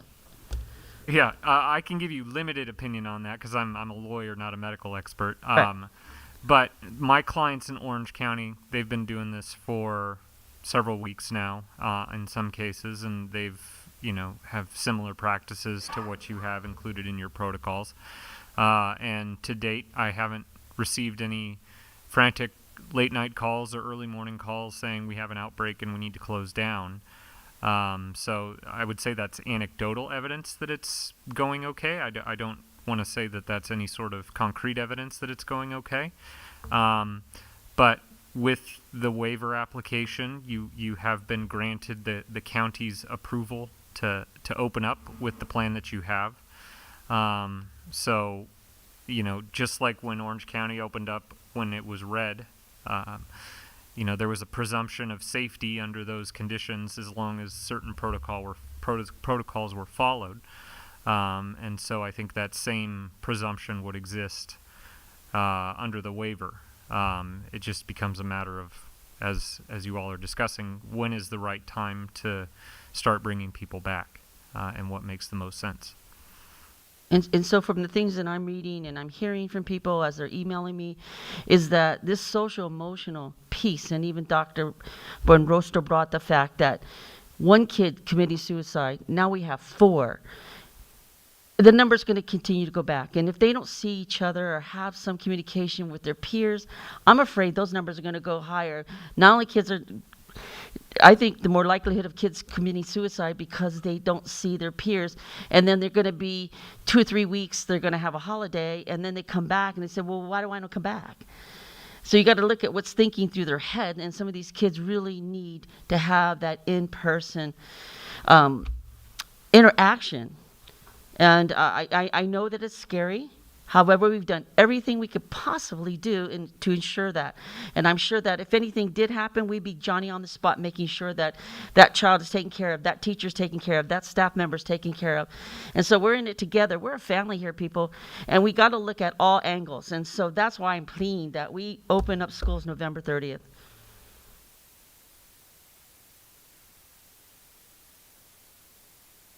Dr. Ben Rostro, and Dr. Simon, with your knowledge of our school district, how many have been infected with COVID? If we're talking students, or are we talking staff, or just in general? Staff and students. The students, and we're talking about the students that came back in the small cohort, we had one case that was actually 2 students that from the same household, and they were identified over the weekend. So luckily, they notified the school site, and they were never on campus. So these are teenagers. They were never on campus, so we did not have to isolate anyone on the campus. And that's the one case that I remember, but I will double check. Mike, have we had any other ones other than those 2? No. And so that's students. As far as staff, I'm going to refer to Mr. Gonzalez because he can tell us exactly, him and Kathy. Yes, so we do have some data that we've collected on staff. Since we have been back in March to a limited extent and growing when we brought our staff back. So each month we have tracked the number of cases that have been reported. We've tracked it by symptoms. We've tracked it by actual number of cases that have been reported to us as positive, and then we've also kept track of our close contacts. So anybody who's in close contact would be quarantining. Not all of those who are sent home for close contact report back a positive. So I can certainly get the exact numbers to you. I know that we've kept them since April. And I can get that information to you on exactly what the number of positive cases that have been reported to us. Well, we need it now. Yes. How many do we have? I mean, in general? Any estimate? 0? I don't know. No. Good evening. Good evening. So, like Mr. Gonzalez said, we've been tracking this for our employees since March. So since March, we've had just under 50 employees who have tested positive.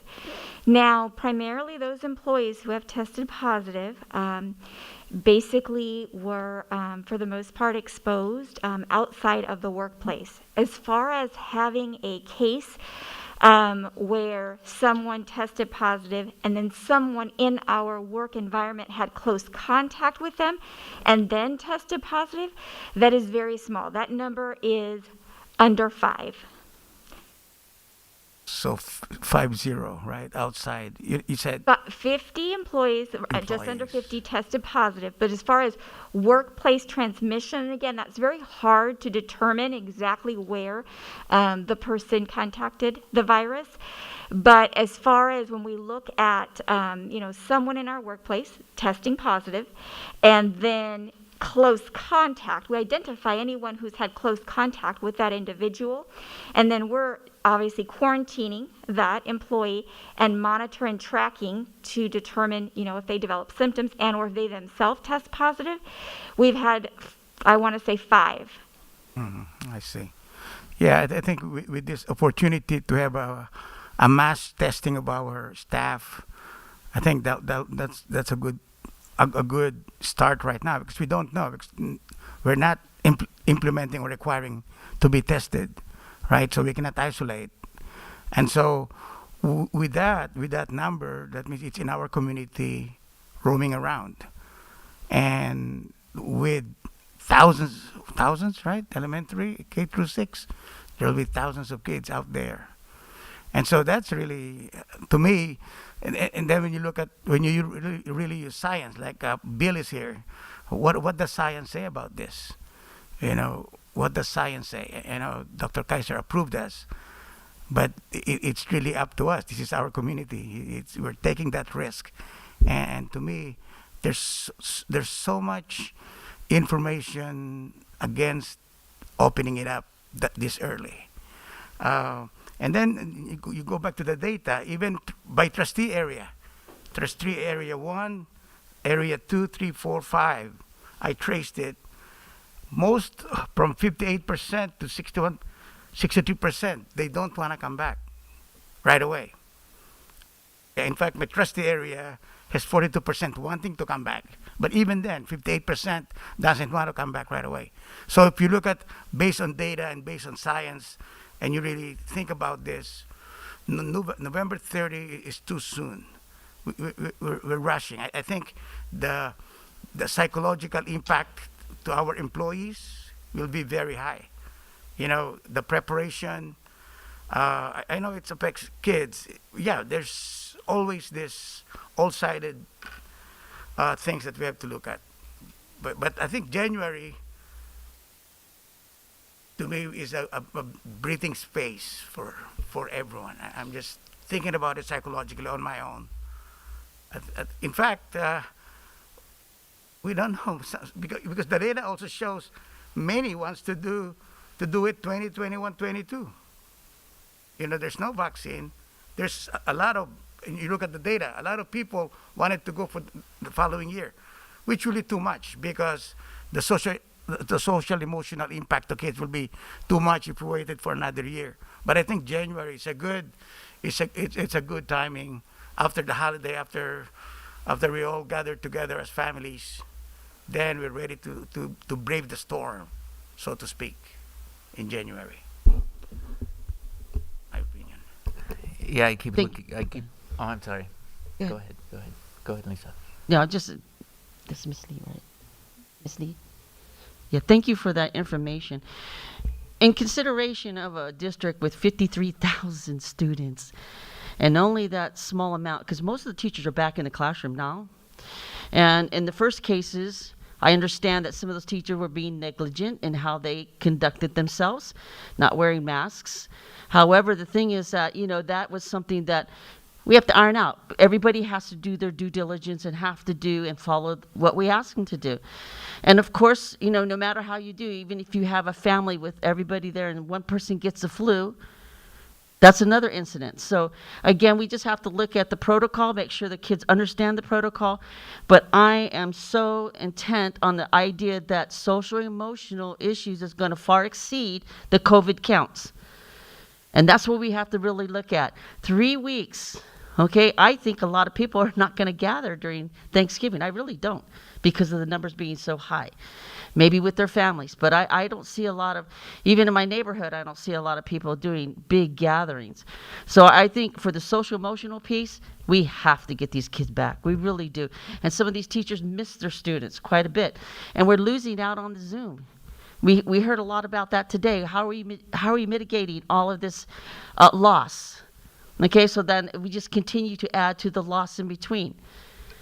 So please consider this. Mary, one more. Oh, Bill, no. Well, here's the thing. We're thinking that if we go back early, things will be normalized. Kids will come. There's no normalcy. There's got to be 6 inches apart. No recess is limited. Interaction among kids will be limited. There's a partition. It's not a normal situation for kids. Now we're talking about social emotional. If I'm the kid, I'll be stressed out too, because I cannot mingle with my friends. We're all very limited. There's no normalcy that we are thinking about right now when they come back. It's abnormal because of the pandemic. They need to strengthen their mindset to be able to come back with that strong psychological preparation. To come back in November, that's too soon. Kids are not, it's not normal. There's no normalcy in school right now.